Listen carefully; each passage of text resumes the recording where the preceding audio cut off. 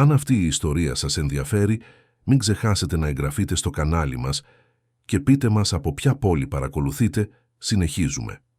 Το τηλέφωνο χτύπησε 3 φορές πριν ο Αλέξανδρος Παπαδόπουλος αποφασίσει να απαντήσει. Βρισκόταν στο γυάλινο γραφείο της κατασκευαστικής του εταιρείας, 16 ορόφους πάνω από τη λεωφόρο Κηφισίας, ελέγχοντας συμβόλαια που θα καθόριζαν το επόμενο τρίμηνο της εταιρείας. Η οθόνη του κινητού έδειχνε ένα όνομα που δεν περίμενε να δει εκείνη την ώρα, κυρία Ειρήνη. Η μαγείρισα που δούλευε στο σπίτι του για σχεδόν 10 χρόνια, η ίδια που κράτησε τα πάντα όρθια όταν η Ελένη, η γυναίκα του, έφυγε, αφήνοντας ένα κενό αδύνατο να γεμίσει και 3 κοριτσάκια μόλις 2 ετών για να μεγαλώσει. Ο Αλέξανδρος δίστασε. Η κυρία Ειρήνη σπάνια τηλεφωνούσε, εκτός από απλές οικιακές έκτακτες ανάγκες, όπως έλλειψη γκαζιού ή πρόβλημα με τα υδραυλικά. Αλλά κάτι στον επίμονο ήχο της συσκευής έκανε το στομάχι του να σφίγγεται. Σύρθηκε το δάχτυλό του στην οθόνη και έφερε το τηλέφωνο στο αυτί του.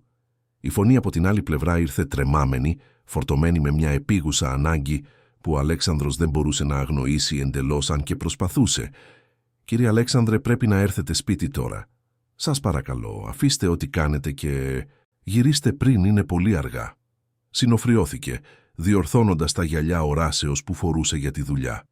Το δωμάτιο γύρω του συνέχιζε να κινείται. Βοηθοί έμπαιναν και έβγαιναν, τηλέφωνα χτυπούσαν, η πόλη κάτω έβραζε στην αδυσόπιτη ρουτίνα της. Όλα φαίνονταν τόσο φυσιολογικά, τόσο υποέλεγχο. Γιατί η κυρία Ειρήνη μιλούσε έτσι? Πολύ αργά γιατί, κυρία Ειρήνη? Συνέβη κάτι με τα κορίτσια. Ο Αλέξανδρος συνειδητοποίησε ότι η φωνή του βγήκε πιο ενοχλημένη από ό,τι σκόπευε. Τους τελευταίους μήνες, από τότε που η Βικτόρια μπήκε στη ζωή του, τα τηλεφωνήματα της κυρίας Ειρήνης είχαν γίνει υπερβολικά συχνά, πάντα με τον ίδιο ανησυχητικό τόνο. Πάντα υπονοώντας ότι κάτι δεν πήγαινε καλά, ότι τα τρίδημα δεν ήταν καλά, ότι έπρεπε να δώσει περισσότερη προσοχή. Ο Αλέξανδρος είχε κουραστεί από αυτό. Κουραστεί να νιώθει ότι κάθε βήμα προς την ευτυχία σαμποταριζόταν από κάποιον που ίσως ζήλευε τη νέα οικογενειακή δομή. «Τα κορίτσια είναι εδώ, κύριε, αλλά πρέπει να το δείτε με τα μάτια σας. Δεν είναι κάτι που λέγεται από το τηλέφωνο. Σας οικετεύω, γυρίστε σπίτι». Ο Αλέξανδρος αναστέναξε, περνώντας το χέρι του μέσα από τα σκούρα μαλλιά του που είχαν ήδη αρχίσει να γκριζάρουν στους κροτάφους. Ήταν 42 ετών, είχε χτίσει μια αυτοκρατορία από το 0, διαχειριζόταν εκατοντάδες υπαλλήλους και δεκάδες ταυτόχρονα έργα. Ήξερε να ξεχωρίζει τα πραγματικά προβλήματα από τους ψεύτικους συναγερμούς. Και αυτό, για εκείνον, ακουγόταν σαν ένας ακόμη ψεύτικος συναγερμός. «Κυρία Ειρήνη, ξέρω ότι ανησυχείτε για τα κορίτσια και σας ευχαριστώ για αυτό. Αλλά η Βικτόρια είναι εκεί και φροντίζει για όλα, έτσι δεν είναι? Μου είπε ότι σήμερα θα πήγαινε τα 3 κορίτσια για παγωτό στο εμπορικό κέντρο. Είμαι σίγουρος ότι όλα είναι καλά». Υπήρξε μια σιωπή από την άλλη πλευρά. Μια βαριά σιωπή φορτωμένη με ανίποτες λέξεις. Όταν η κυρία Ειρήνη ξαναμίλησε, η φωνή της ήταν πιο χαμηλή, σχεδόν ψίθυρος. «Κύριε Αλέξανδρε, η κυρία Βικτόρια δεν πήγε τα κορίτσια πουθενά. Είναι κλειδωμένα στο δωμάτιο από το μεσημέρι. Άκουσα κλάματα. Άκουσα πράγματα που πρέπει να ακούσετε κι εσείς». Ο Αλέξανδρος ένιωσε μια ενόχληση να του ανεβαίνει στο λαιμό, αλλά την έσπρωξε προς τα κάτω με την ίδια αποφασιστικότητα που χρησιμοποιούσε για να κλείνει δύσκολες συμφωνίες. Η κυρία Ειρήνη υπερέβαλε. Έπρεπε να υπερβάλλει. Η Βικτόρια ήταν προσεκτική, στοργική. Πάντα έφερνε δωράκια για τη Δάφνη, την Άννα και τη Σοφία. Τα τρίδημα την λάτρευαν. Τουλάχιστον αυτό έβλεπε τα Σαββατοκύριακα όταν κατάφερνε να είναι παρόν. «Κοιτάξτε, κυρία Ειρήνη, καταλαβαίνω την ανησυχία σας, αλλά νομίζω ότι βλέπετε πρόβλημα εκεί που δεν υπάρχει. Τα κορίτσια βρίσκονται σε μια δύσκολη φάση, ακόμα επεξεργάζονται την απώλεια της μητέρας τους, προσαρμόζονται σε ένα νέο άτομο στο σπίτι. Είναι φυσικό να υπάρχει αντίσταση. Η Βικτόρια κάνει ό,τι καλύτερο μπορεί. Κύριε Αλέξανδρε, γνωρίζω αυτά τα κορίτσια από τότε που γεννήθηκαν. Τα είδα να κάνουν τα πρώτα τους βήματα. Ξέρω πότε κάτι δεν πάει καλά. Και δεν πάει καλά, κύριε. Καθόλου καλά». Η φωνή της κυρίας Ειρήνης έσπασε στο τέλος, αλλά ο Αλέξανδρος είχε ήδη αποσυνδεθεί ψυχικά από τη συζήτηση. Είχε μια συνάντηση σε 20 λεπτά με Ιάπωνες επενδυτές, Ένα συμβόλαιο 15 εκατομμυρίων στο τραπέζι. Δεν μπορούσε να τρέξει σπίτι εξαιτίας μιας συναισθηματικής διαίσθησης μιας υπαλλήλου που σαφώς δεν αποδεχόταν την παρουσία της Βικτόριας. «Θα μιλήσω με τη Βικτόρια όταν φτάσω σπίτι απόψε, εντάξει, και θα μιλήσω και με τα κορίτσια. Αλλά τώρα πρέπει να δουλέψω. Φροντίστε εσείς τα πράγματα εκεί προς το παρόν». Έκλεισε το τηλέφωνο πριν προλάβει να απαντήσει η κυρία Ειρήνη, βάζοντας το κινητό στο αθόρυβο και επιστρέφοντας την προσοχή του στα έγγραφα που ήταν απλωμένα πάνω στο μαόνινο τραπέζι. Αλλά κάτι από εκείνη τη συζήτηση κόλλησε στο μυαλό του σαν αόρατη αγκίδα. Κούνησε το κεφάλι του προσπαθώντας να απομακρύνει την δυσφορία. Ο Αλέξανδρος Παπαδόπουλος δεν είχε φτάσει εκεί που ήταν αμφισβητώντας τον εαυτό του. Εμπιστευόταν τις επιλογές του. Και η Βικτόρια ήταν μία από τις καλύτερες επιλογές που είχε κάνει τα τελευταία χρόνια. Γνωρίστηκαν σε μία φιλανθρωπική εκδήλωση στον υπόδρομο στο Μαρκόπουλο 6 μήνες αφότου έφυγε η Ελένη. Ο Αλέξανδρος ήταν εκεί περισσότερο από κοινωνική υποχρέωση παρά από δική του θέληση, εκπροσωπώντας την κατασκευαστική εταιρεία σε μια δημοπρασία τέχνης τα έσοδα της οποίας θα διατίθεντο σε παιδικά νοσοκομεία. Η Βικτόρια στεκόταν μερικά μέτρα πιο μπροστά, κομψή με ένα σκούρο μπλε φόρεμα που έκανε αντίθεση με το ανοιχτόχρωμο δέρμα της και τα ξανθά μαλλιά της πιασμένα σε έναν άψογο κότσο. Έπιασε κουβέντα σχολιάζοντας ένα αφηρημένο γλυπτό που δημοπρατούνταν και ο Αλέξανδρος εντυπωσιάστηκε από τη φυσικότητά της, από τον τρόπο που μπορούσε να κινείται μεταξύ σοβαρών θεμάτων και ελαφρών συζητήσεων με την ίδια ευκολία. Ήταν αρχιτέκτονας, δούλευε σε ένα αναγνωρισμένο γραφείο στο κέντρο της Αθήνας, δεν είχε παντρευτεί ποτέ, αλλά πάντα ήθελε να κάνει παιδιά. Τουλάχιστον αυτό του είχε πει κατά τη διάρκεια του δείπνου που είχαν την επόμενη εβδομάδα σε ένα ιταλικό εστιατόριο στο Κολονάκι. Ο Αλέξανδρος της ξέφυγε, ανάμεσα σε ένα ποτήρι κρασί και το άλλο, ότι ήταν χήρος και πατέρας 5χρονων τριδήμων. Περίμενε να δει το ενδιαφέρον της να σβήνει, όπως είχε συμβεί και με άλλες γυναίκες πριν. Αλλά η Βικτόρια απλώς χαμογέλασε και είπε ότι πάντα είχε μια ιδιαίτερη αγάπη για τα παιδιά. Οι επόμενοι μήνες ήταν ένας ανεμοστρόβιλος. Η Βικτόρια ενσωματώθηκε στη ρουτίνα του Αλέξανδρου με μια ευκολία που εκείνος ερμήνευσε ως σημάδι της μοίρας. Εμφανιζόταν στα επαγγελματικά δείπνα, συζητούσε με τους συνεταίρους, εντυπωσίαζε τους πάντες με την εξυπνάδα και τη φιλικότητά της. Στο σπίτι έφερνε δώρα στα κορίτσια, επενούσε τις ζωγραφιές που έκαναν, προσφερόταν να βοηθήσει με τα μαθήματα. Ο Αλέξανδρος έβλεπε σε αυτήν τη δυνατότητα να ξαναχτίσει κάτι που νόμιζε ότι είχε χαθεί για πάντα, μια ολοκληρωμένη οικογένεια. Η κυρία Ειρήνη, από την αρχή, έδειξε επιφυλάξεις. Ποτέ δεν είπε κάτι ρητά, αλλά ο Αλέξανδρος αντιλαμβανόταν την ψυχρότητα στους χαιρετισμούς, τον τρόπο που παρατηρούσε τη Βικτόρια με καχύποπτα μάτια. Το απέδωσε σε μια φυσική ζήλια. Άλλωστε, για χρόνια η κυρία Ειρήνη ήταν η μόνη μητρική φιγούρα στη ζωή των τριδήμων. Τώρα θα έπρεπε να μοιραστεί αυτόν τον χώρο. Ήταν κατανοητό να υπάρχει αντίσταση. Τα ίδια τα κορίτσια φαινόταν να συμπαθούν τη Βικτόρια. Η Δάφνη, η πιο ομιλητική από τις τρεις, πάντα έτρεχε να της δείξει τις εργασίες του σχολείου. Η Άννα, η πιο παρατηρητική, δεχόταν τις αγκαλιές χωρίς να παραπονιέται. Η Σοφία, αυτή που ζούσε επινοώντας παιχνίδια, άφηνε τη Βικτόρια να συμμετέχει στις ιστορίες που δημιουργούσε με τις κούκλες της. Όλα φαίνονταν να πηγαίνουν καλά. Ή τουλάχιστον αυτό ήθελε να πιστεύει ο Αλέξανδρος. Εκείνο το βράδυ, όταν τελικά έφτασε σπίτι γύρω στις 9 το βράδυ, η έπαυλη σε ένα κλειστό συγκρότημα στην Εκάλη ήταν σιωπηλή. Φώτα αναμένα στα συνηθισμένα μέρη, η μυρωδιά του δείπνου ερχόταν από την κουζίνα, όλα φαινομενικά φυσιολογικά.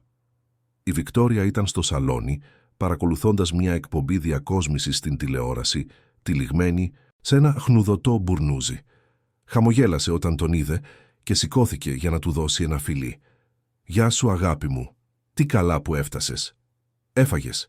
Ο Αλέξανδρος άφησε τον χαρτοφύλακα στον καναπέ και χαλάρωσε τη γραβάτα του. «Έφαγα ένα σάντουιτς στο γραφείο. Τα κορίτσια κοιμήθηκαν ήδη.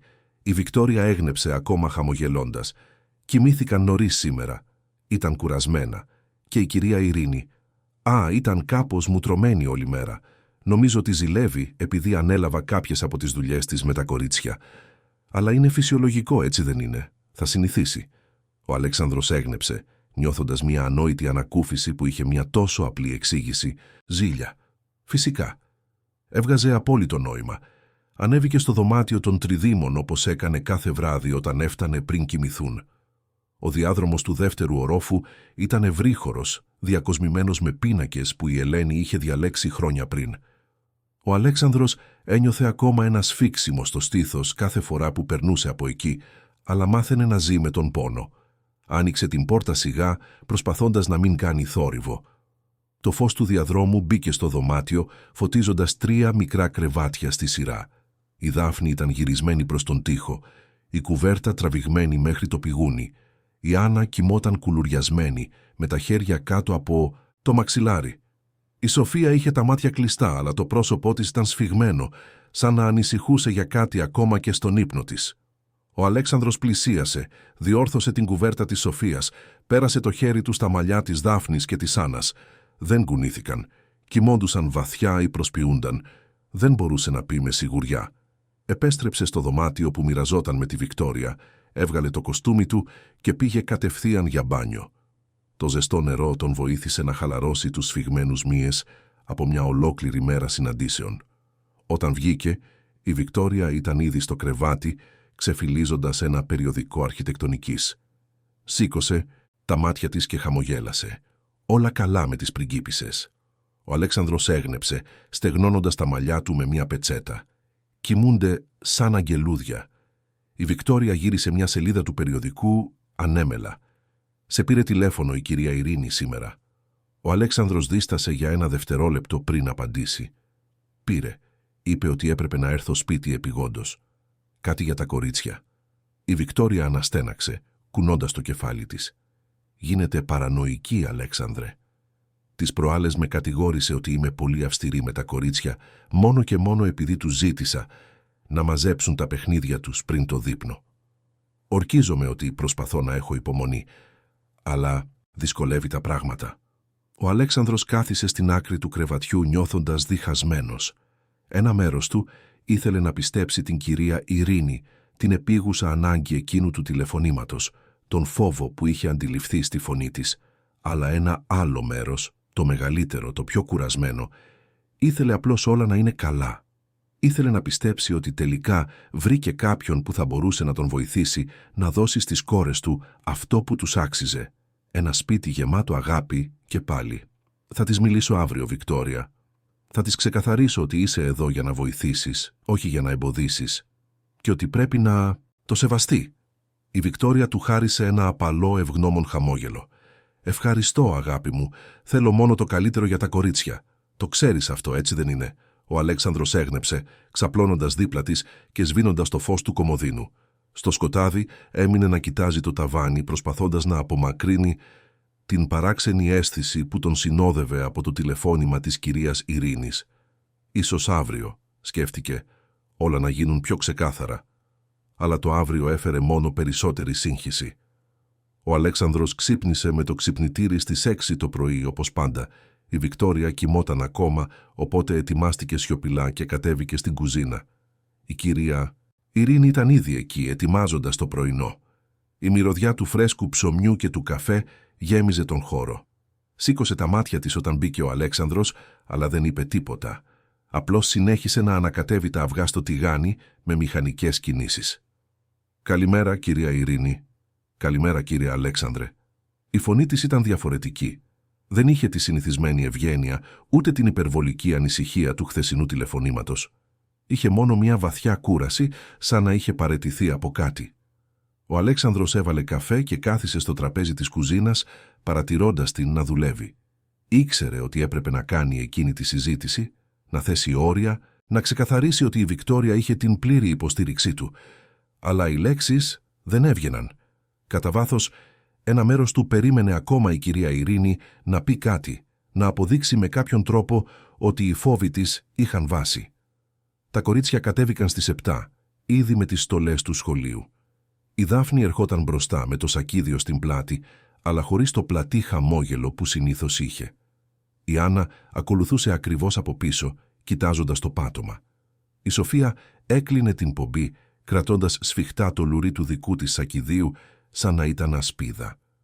Ο Αλέξανδρος χαμογέλασε όταν της είδε. «Καλημέρα, πριγκίπισσές μου. Κοιμηθήκατε καλά?» Η Δάφνη έγνεψε γρήγορα, χωρίς να κοιτάξει τον πατέρα της στα μάτια. Η Άννα ψιθύρισε ένα σχεδόν ακατανόητο καλημέρα. Η Σοφία απλώς κούνησε το κεφάλι της και κάθισε στο τραπέζι με την πλάτη καμπουριασμένη. Η κυρία Ειρήνη έβαλε τα πιάτα μπροστά τους.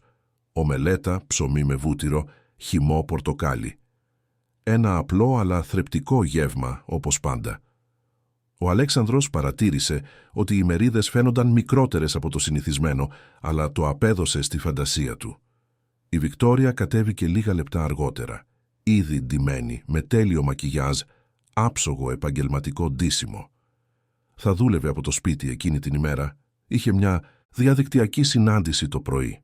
Χαιρέτησε τον Αλέξανδρο με ένα φιλί και κάθισε δίπλα του, δεχόμενη το φλιτζάνι καφέ που της πρόσφερε η κυρία Ειρήνη, χωρίς να την κοιτάξει στα μάτια.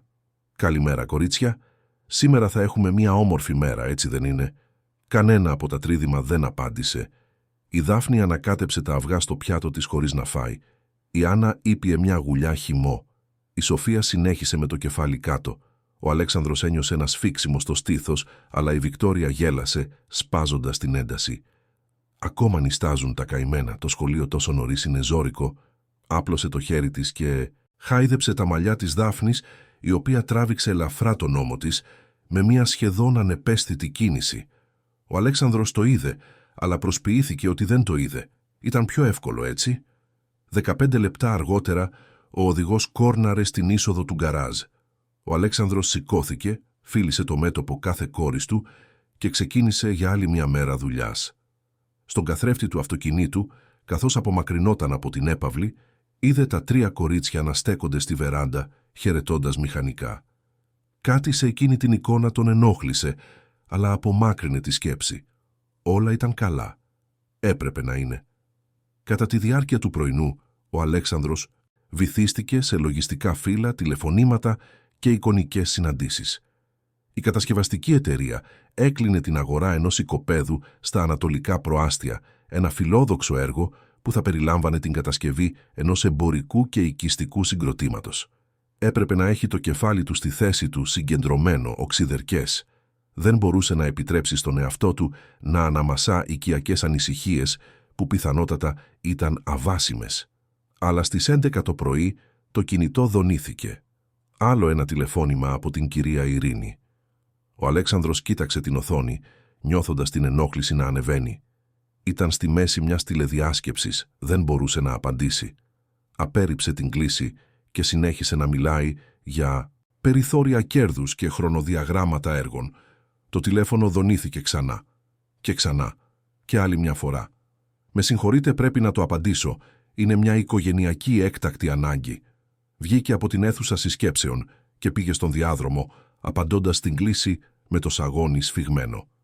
«Κυρία Ειρήνη, είμαι σε μια πολύ σημαντική συνάντηση». «Τι έγινε τώρα?» Η φωνή της ήρθε σταθερή, αλλά σπασμένη.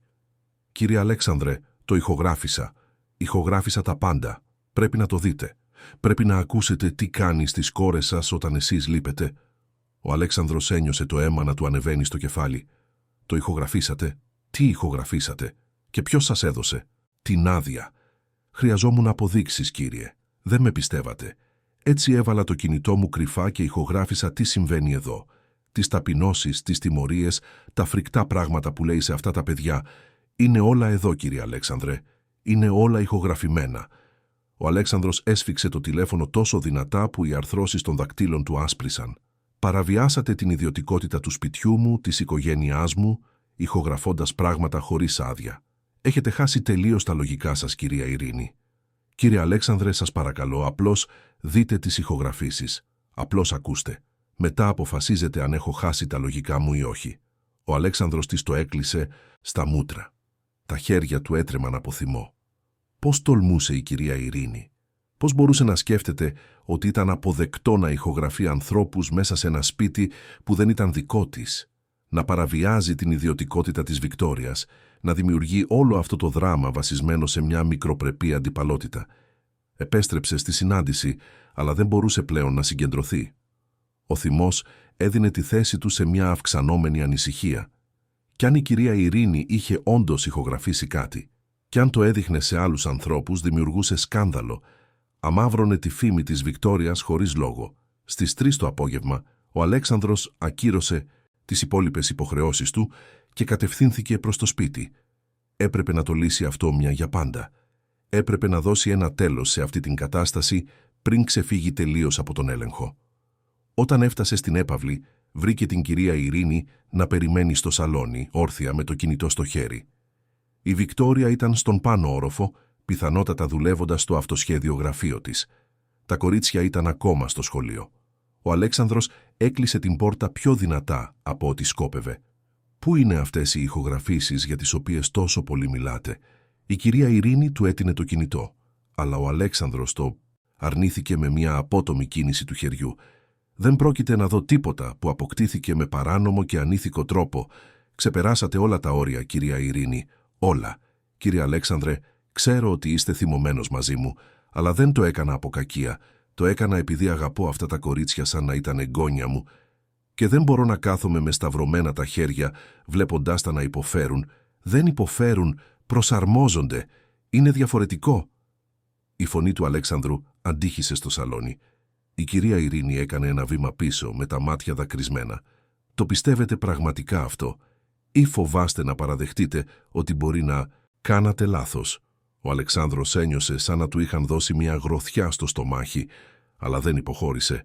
«Νομίζω ότι ήρθε η ώρα να αναζητήσετε άλλη δουλειά, κυρία Ειρήνη. Από σήμερα απολύεστε».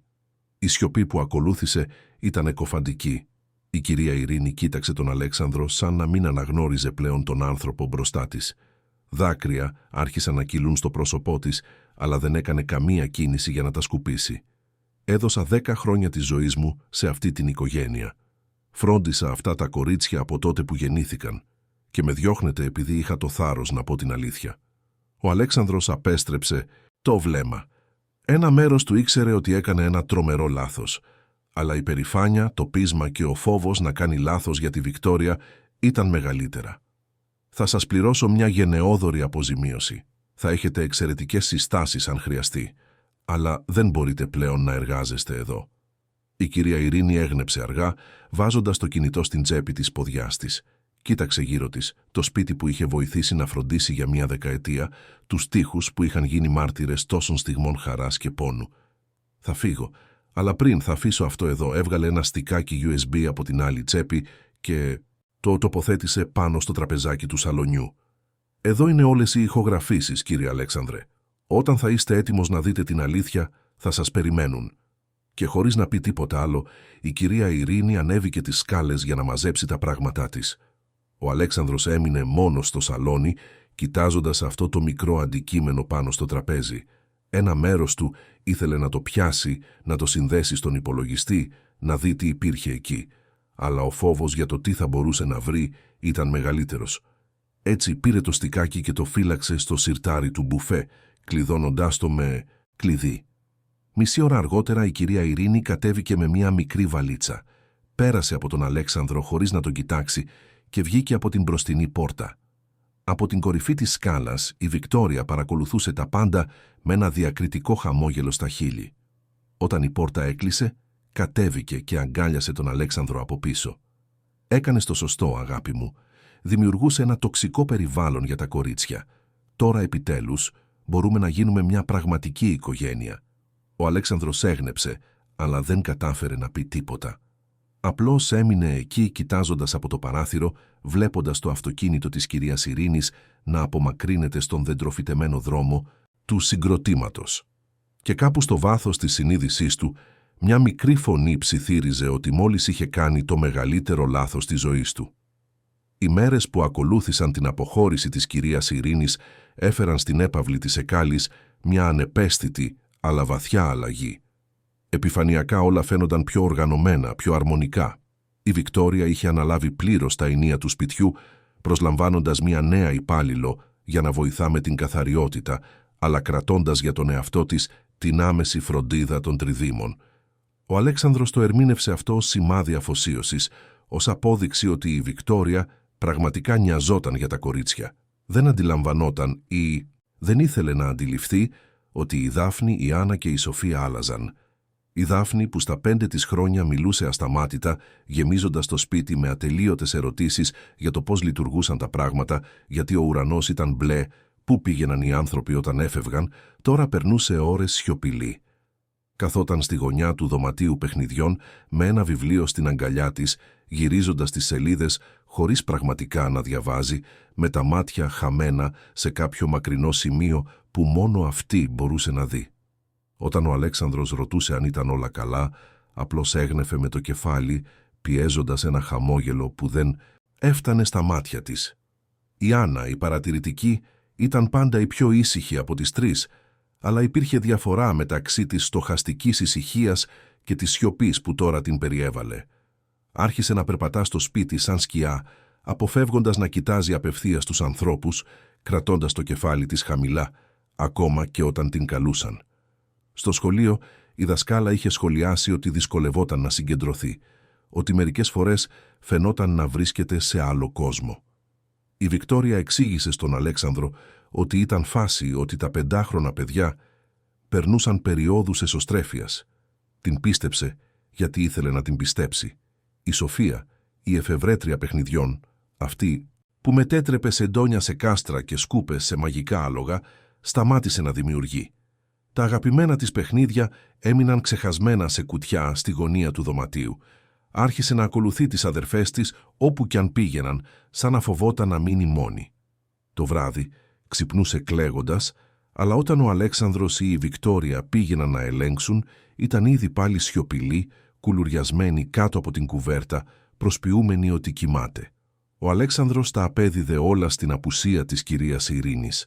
Στα κορίτσια έλειπε η παλιά ρουτίνα, η συνεχής παρουσία εκείνης της γυναίκας που ήταν σχεδόν σαν γιαγιά για εκείνες. Ήταν φυσικό, σκεφτόταν. Με τον καιρό θα προσαρμόζονταν, με τον καιρό θα αποδέχονταν πλήρως τη Βικτόρια και όλα θα επέστρεφαν στο φυσιολογικό. Αλλά ο χρόνος, αντί να θεραπεύει, μόνο βάθαινε τις πληγές που ο Αλέξανδρος αρνιόταν να δει. Η Βικτόρια άρχισε να θέτει κανόνες. Στην αρχή ήταν απλά και φαινομενικά λογικά πράγματα. Συγκεκριμένη ώρα για παιχνίδι, συγκεκριμένη ώρα για μελέτη, απαγόρευση να αφήνουν παιχνίδια σκορπισμένα, υποχρέωση να ζητούν άδεια πριν πάρουν οτιδήποτε από το ψυγείο. Ο Αλέξανδρος το ενέκρινε. Πίστευε ότι τα κορίτσια χρειάζονταν όντως περισσότερη πειθαρχία, σαφή όρια. Η κυρία Ειρήνη ήταν υπερβολικά ανεκτική. Είχε κακομάθητα τρίδημα. Λίγη αυστηρότητα θα τους έκανε καλό. Αυτό που δεν έβλεπε ο Αλέξανδρος ήταν οι λεπτομέρειες. Δεν έβλεπε πώς η Βικτόρια έσφιγγε υπερβολικά δυνατά το μπράτσο της Δάφνης όταν το κορίτσι ξεχνούσε να ζητήσει άδεια πριν πάρει νερό. Δεν έβλεπε το παγωμένο βλέμμα που έριχνε στην Άννα όταν το παιδί αργούσε περισσότερο από 3 δευτερόλεπτα να απαντήσει σε μια ερώτηση. Δεν έβλεπε πως η Σοφία έτρεμε όταν η Βικτόρια πλησίαζε για να ελέγξει αν είχε εκπληρώσει όλες τις εργασίες της καθημερινής λίστας που κανένα 5χρονο παιδί δεν θα έπρεπε να έχει. Η Βικτόρια ήταν προσεκτική, εξαιρετικά προσεκτική. Ποτέ δεν έκανε τίποτα μπροστά στον Αλέξανδρο. Περίμενε να φύγει για τη δουλειά, περίμενε να φύγει η νέα υπάλληλος το απόγευμα, περίμενε να έχει τα κορίτσια εντελώς το έλεος της πριν βγάλει τη μάσκα. Ήταν μια συνηθισμένη Πέμπτη που τα πράγματα άρχισαν να χειροτερεύουν πιο φανερά. Ο Αλέξανδρος είχε φύγει νωρίς, είχε ένα επαγγελματικό ταξίδι στη Θεσσαλονίκη, θα επέστρεφε την επόμενη μέρα. Φίλησε γρήγορα τις κόρες του στο πρωινό, υποσχέθηκε να φέρει δώρα και έφυγε χωρίς να κοιτάξει πίσω. Η Βικτόρια έμεινε στην πόρτα, χαιρετώντας με το τέλειο χαμόγελο στο πρόσωπό της. Μόλις το αυτοκίνητο του Αλέξανδρου εξαφανίστηκε στη στροφή του δρόμου, το χαμόγελο εξαφανίστηκε επίσης. Επέστρεψε στην κουζίνα, όπου τα τρίδημα τελείωναν το πρωινό του σιωπηλά. Η νέα υπάλληλος, μια κοπέλα ονόματι Κατερίνα που είχε έρθει από ένα γραφείο ευρέσεως οικιακού προσωπικού, έπλαινε τα πιάτα στον νεροχύτη με την πλάτη γυρισμένη στη σκηνή. Η Βικτόρια τράβηξε μια καρέκλα και κάθισε στο τραπέζι, σταυρώνοντας τα πόδια της με μελετημένη κομψότητα. Τα μάτια της σάρωσαν τα 3 φοβισμένα προσωπάκια μπροστά της και χαμογέλασε, αλλά ήταν ένα χαμόγελο χωρίς καμία ζεστασιά. «Λοιπόν, κορίτσια, σήμερα θα έχουμε μια ξεχωριστή μέρα. Μόνο εμείς οι 4. Και ελπίζω να φερθείτε σωστά, γιατί δεν έχω υπομονή για πείσματα». Η Δάφνη κατάπιε με δυσκολία, κοιτάζοντας το πιάτο της που είχε ακόμα το μισό ψωμί που δεν κατάφερε να τελειώσει. Το στομάχι της ήταν ανακατεμένο, αλλά ήξερε ότι απαγορευόταν να σπαταλάει φαγητό. Η Βικτόρια το επαναλάμβανε αυτό κάθε μέρα και όσες σπαταλούσαν έμεναν χωρίς μεσημεριανό. «Θεία Βικτόρια, δεν πεινάω πολύ. Μπορώ να φυλάξω το ψωμί για αργότερα». Η έκφραση της Βικτόριας σκλήρινε. «Όχι, θεία Βικτόρια, Δάφνη. Θα με λες μαμά. Πόσες φορές πρέπει να το επαναλάβω?» Η Δάφνη ένιωσε τα δάκρυα να της καίνε τα μάτια, αλλά συγκράτησε το κλάμα. Το κλάμα ήταν χειρότερο, το κλάμα έφερνε τιμωρία. «Συγγνώμη, μαμά». Η λέξη βγήκε στραβή, λάθος, οδυνηρή. Η Βικτόρια χαμογέλασε ικανοποιημένη. «Πολύ καλά. Και θα τελειώσεις αυτό το ψωμί, Δάφνη. Κάθε ψίχουλο. Παιδιά στην Αφρική πεθαίνουν από την πείνα, ενώ εσύ κάνεις νάζια». Η Δάφνη πήρε το ψωμί με τρεμάμενα χέρια και δάγκωσε άλλη μια μπουκιά, μασώντας αργά, προσπαθώντας να μην κάνει εμετό. Δίπλα της η Άννα και η Σοφία έτρωγαν σε απόλυτη σιωπή, με τα κεφάλια κάτω, ευχόμενες να γίνουν αόρατες. Η Κατερίνα, η υπάλληλος, τελείωσε τα πιάτα και γύρισε, στεγνώνοντας τα χέρια της σε μια πετσέτα.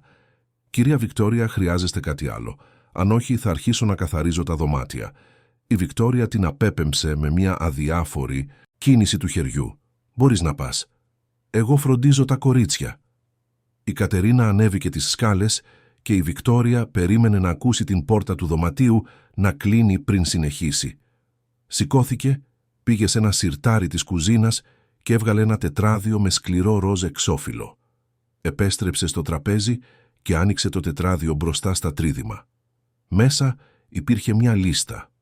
Μια μακριά λίστα, γραμμένη με τον καλλιγραφικό γραφικό χαρακτήρα της Βικτόριας, που περιέγραφε λεπτομερώς τους κανόνες που έπρεπε να ακολουθούν τα κορίτσια. Κανόνες που πήγαιναν από το προφανές, όπως το πλύσιμο των δοντιών 3 φορές την ημέρα, μέχρι το παράλογο, όπως το να μην γελάνε δυνατά, να μην τρέχουν μέσα στο σπίτι, να μην μιλάνε για την νεκρή τους μητέρα, να ευχαριστούν τη Βικτόρια για τα πάντα πριν από κάθε γεύμα. «Σήμερα», είπε η Βικτόρια, με απαλή φωνή που έκανε αντίθεση με τη σκληρότητα των ματιών της, «θα κάνουμε επανάληψη στους κανόνες και οι 3 σας θα τους απαγγείλετε σε μένα. Απ' έξω. Αν κάνετε λάθος μια λέξη, θα μείνετε χωρίς μεσημεριανό. Καταλάβατε?» Τα 3 κορίτσια έγνεψαν, βουβά από τον δρόμο. Η Βικτόρια έδειξε τη Δάφνη. «Εσύ πρώτη, κανόνας νούμερο 1». Η Δάφνη πήρε μια βαθιά ανάσα, προσπαθώντας να θυμηθεί. Το μυαλό της ήταν κενό. Ο φόβος έσβηνε κάθε συνεκτική σκέψη. Εγώ πρέπει να υπακούω πάντα τη μαμά Βικτόρια». Λάθος. Ο κανόνας νούμερο 1 είναι: πρέπει να ευχαριστούμε κάθε μέρα που έχουμε μια νέα μαμά που μας αγαπάει. Απέτυχες, Δάφνη. Χωρίς μεσημεριανό σήμερα. Η Δάφνη ένιωσε τα δάκρυα να κυλούν, αλλά δεν τόλμησε να διαμαρτυρηθεί. Η Βικτόρια στράφηκε στην Άννα. «Η σειρά σου». Κανόνας νούμερο 5. Η Άννα έτρεμε τόσο πολύ, που μετά βίας μπορούσε να αρθρώσει τις λέξεις. Δεν μπορούμε να μιλάμε για τη μαμά που έφυγε, γιατί αυτό κάνει τη μαμά Βικτόρια λυπημένη». Η Βικτόρια χτύπησε, παλαμάκια αργά, σαρκαστικά. «Κοίτα να δεις, αυτή εδώ τουλάχιστον προσέχει. Πολύ καλά, Άννα. Σοφία, η σειρά σου. Κανόνας νούμερο 10». Η Σοφία κοίταξε τις αδερφές της, είδε τον φόβο αποτυπωμένο στα πρόσωπά τους και ένιωσε την καρδιά της να χτυπά δυνατά. Ήταν η μικρότερη για 2 λεπτά, αλλά πάντα ένιωθε υπεύθυνη να προστατεύει τη Δάφνη και την Άννα. Ήταν αυτή που επινόησε τα παιχνίδια που τις έκαναν να γελάνε. Ήταν αυτή που αποσπούσε την προσοχή των αδερφών της όταν ήταν λυπημένες. Αλλά τώρα δεν υπήρχε παιχνίδι που θα μπορούσε να τις σώσει. «Κανόνας νούμερο 10», ψιθύρισε η Σοφία, με φωνή σχεδόν ακατανόητη. «Αν κάνουμε κάτι λάθος, πρέπει να ζητάμε συγγνώμη στα γόνατα». Η Βικτόρια έγειρε το κεφάλι της, μελετώντας τη Σοφία με ενδιαφέρον. «Πολύ καλά. Αλλά ξέχασες ένα κομμάτι. Ο πλήρης κανόνας λέει: αν κάνουμε κάτι λάθος, πρέπει να ζητάμε συγγνώμη στα γόνατα και να ευχαριστούμε για την τιμωρία, γιατί η τιμωρία είναι αγάπη. Απέτυχες, Σοφία. Χωρίς μεσημεριανό. Η Σοφία χαμήλωσε το κεφάλι, νιώθοντας την αδικία να καίει μέσα στο στήθος της. Αλλά τι μπορούσε να κάνει ένα 5χρονο κορίτσι ενάντια σε μια ενήλικη που έλεγχε κάθε πτυχή της ζωής της? Η Βικτόρια έκλεισε το τετράδιο και σηκώθηκε, περπατώντας σε κύκλους γύρω από το τραπέζι σαν αρπακτικό που αξιολογεί τη λία του. «Ξέρετε γιατί το κάνω αυτό, κορίτσια? Ξέρετε γιατί πρέπει να είμαι τόσο αυστηρή μαζί σας?» Καμία τους δεν απάντησε. «Είναι επειδή είστε ένα βάρος. 3 στόματα για να ταΐσω, 3 σώματα για να ντύσω, 3 συνεχή προβλήματα. Ο πατέρας σας είναι τόσο απασχολημένος χτίζοντας την αυτοκρατορία του, που μετά βίας αντιλαμβάνεται ότι υπάρχετε. Αν δεν ήμουν εγώ, θα ήσασταν εντελώς εγκαταλελειμμένες. Και το λιγότερο που μπορείτε να κάνετε είναι να με υπακούτε χωρίς να αμφισβητείτε». Η Δάφνη έκλαψε σιγανά. Η Βικτόρια γύρισε προς το μέρος της με ένα κοφτερό βλέμμα. «Κλαις, Δάφνη. Μετά από όλα όσα κάνω για εσάς, έχεις το θράσος να κλαις». Πλησίασε και έπιασε το πηγούνι της Δάφνης δυνατά, αναγκάζοντας το κορίτσι να κοιτάξει ψηλά.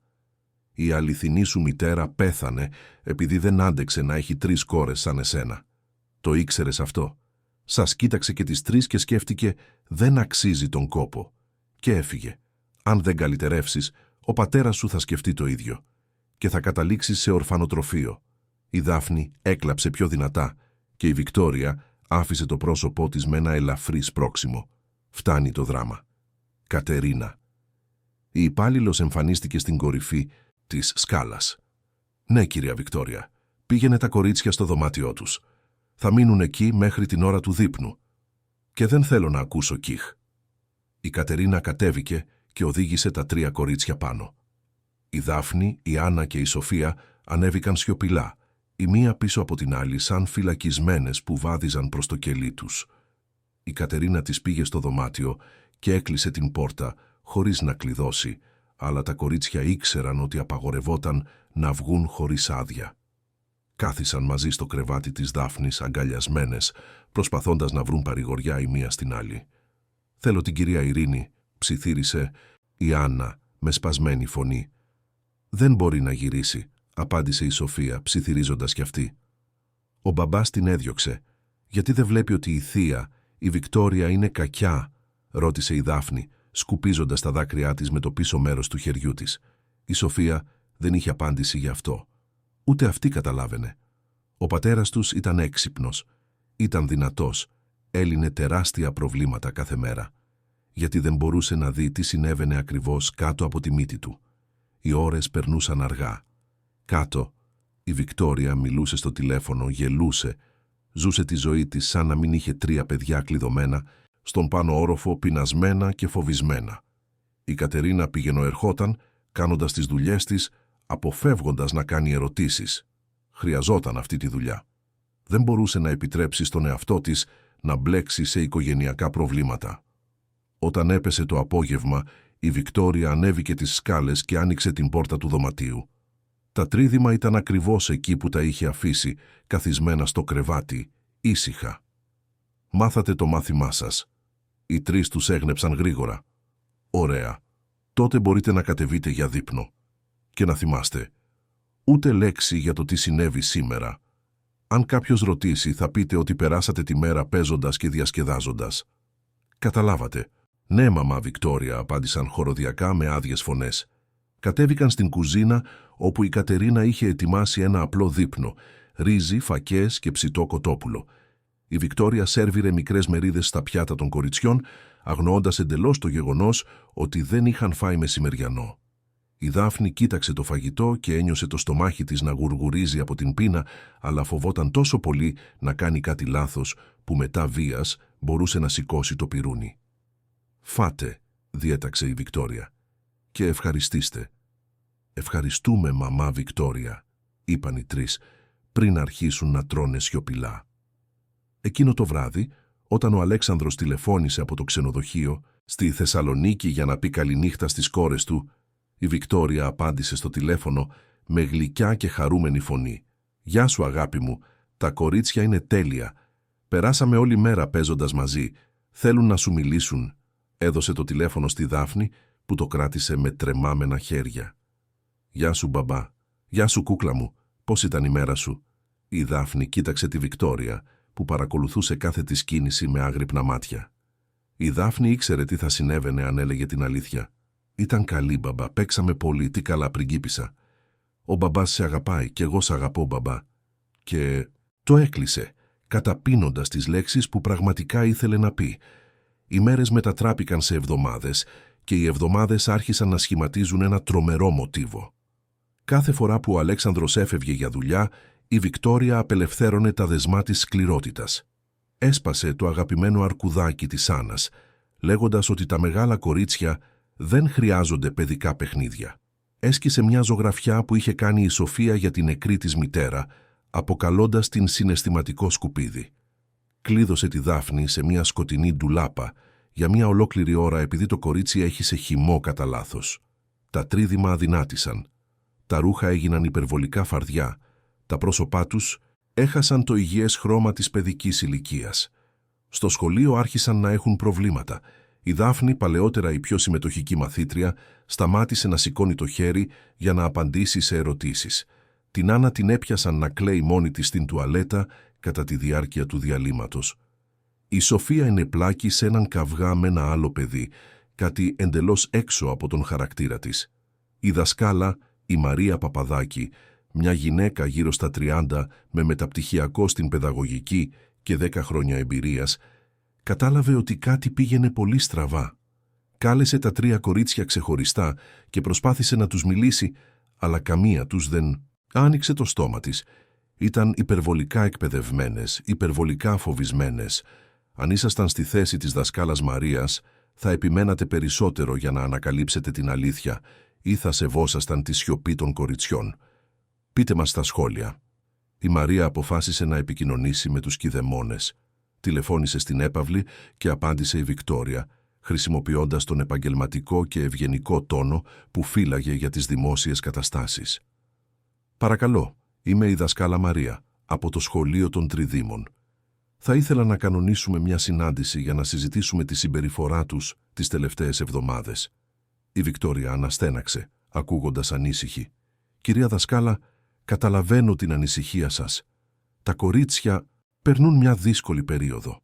Έχασαν τη μητέρα τους πριν από μερικά χρόνια και πρόσφατα έφυγε η υπάλληλος που τους ήταν πολύ κοντά. Κάνω ό,τι μπορώ για να τις βοηθήσω να προσαρμοστούν, αλλά είναι μια αργή διαδικασία». Η Μαρία βρήκε την εξήγηση λογική, αλλά κάτι στη διαίσθησή της φώναζε ότι υπήρχαν περισσότερα στην ιστορία. «Καταλαβαίνω. Παρόλα αυτά, θα ήθελα να μιλήσουμε προσωπικά. Μπορούμε να κανονίσουμε για αυτή την εβδομάδα». Η Βικτόρια δίστασε μόνο 1 δευτερόλεπτο πριν συμφωνήσει. Κανόνισαν για την Παρασκευή αργά το απόγευμα. Η Βικτόρια έκλεισε το τηλέφωνο με ένα ψυχρό χαμόγελο. Ήξερε πώς να χειρίζεται τις ανήσυχες δασκάλες. Ήξερε ακριβώς τι να πει, πώς να συμπεριφερθεί, ποια συναισθήματα να προσποιηθεί για να φανεί η τέλεια μητριά που προσπαθεί για το καλύτερο. Την Παρασκευή, η Βικτόρια έφτασε στο σχολείο άψογα ντυμένη με απαλό μακιγιάζ, κομψή στάση. Η Μαρία την υποδέχτηκε στο μικρό αλλά ζεστό γραφείο της, γεμάτο παιδικές ζωγραφιές στους τοίχους και στιβαγμένα βιβλία πάνω στο τραπέζι. «Σας ευχαριστώ που ήρθατε, κυρία Βικτόρια. Ξέρω ότι πρέπει να έχετε ένα γεμάτο πρόγραμμα». Η Βικτόρια χαμογέλασε ευγενικά. «Τα κορίτσια είναι η προτεραιότητά μου, κυρία δασκάλα. Μπορείτε να μιλήσετε με απόλυτη ειλικρίνεια». Η Μαρία πήρε μια βαθιά ανάσα και άρχισε να εκθέτει τις ανησυχίες της. Μίλησε για τη δραστική αλλαγή στη συμπεριφορά των Τριδήμων, για την κοινωνική απομόνωση, για τα σημάδια βαθιάς λύπης και άγχους που δεν ήταν φυσιολογικά για παιδιά αυτής της ηλικίας.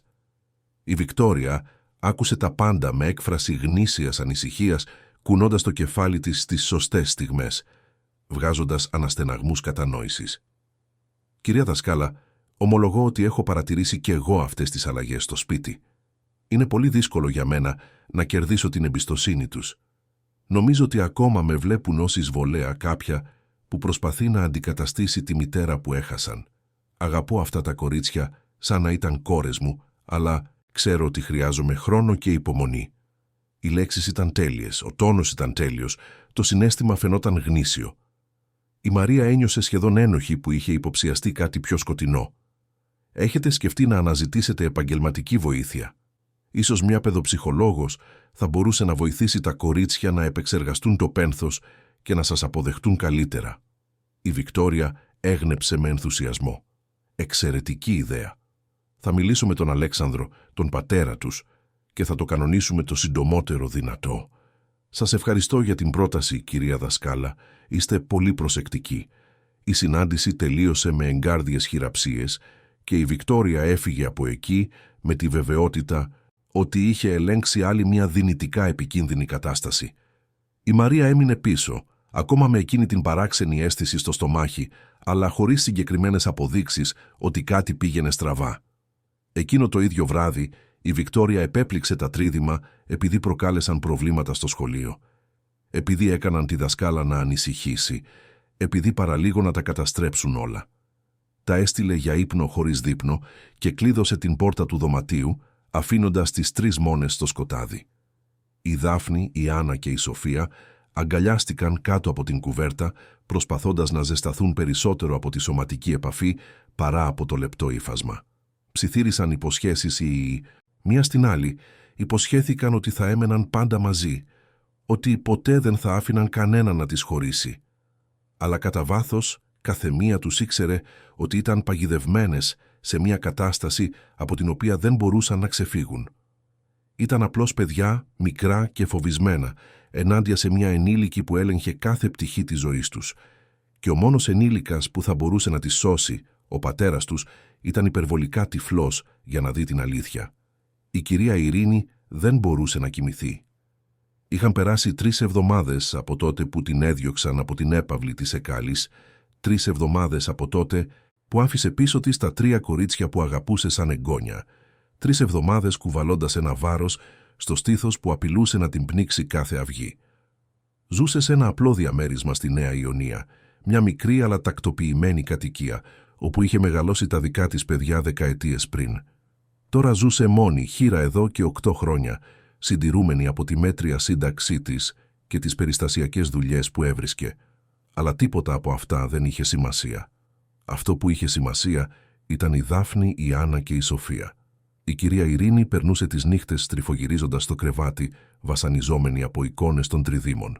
Έβλεπε τον φόβο στα μάτια τους, άκουγε τα πνιχτά κλάματα, θυμόταν κάθε χειρονομία στοργής που δεν μπορούσε πλέον να προσφέρει. Είχε τις ηχογραφήσεις, είχε τις αποδείξεις, αλλά τι νόημα είχε αν κανείς δεν ήταν πρόθυμος να τις δει. Ένα πρωί, μετά από άλλη μία άυπνη νύχτα, η κυρία Ειρήνη πήρε μια απόφαση. Αν ο Αλέξανδρος δεν ήθελε να δει την αλήθεια, θα έβρισκε κάποιον που ήθελε.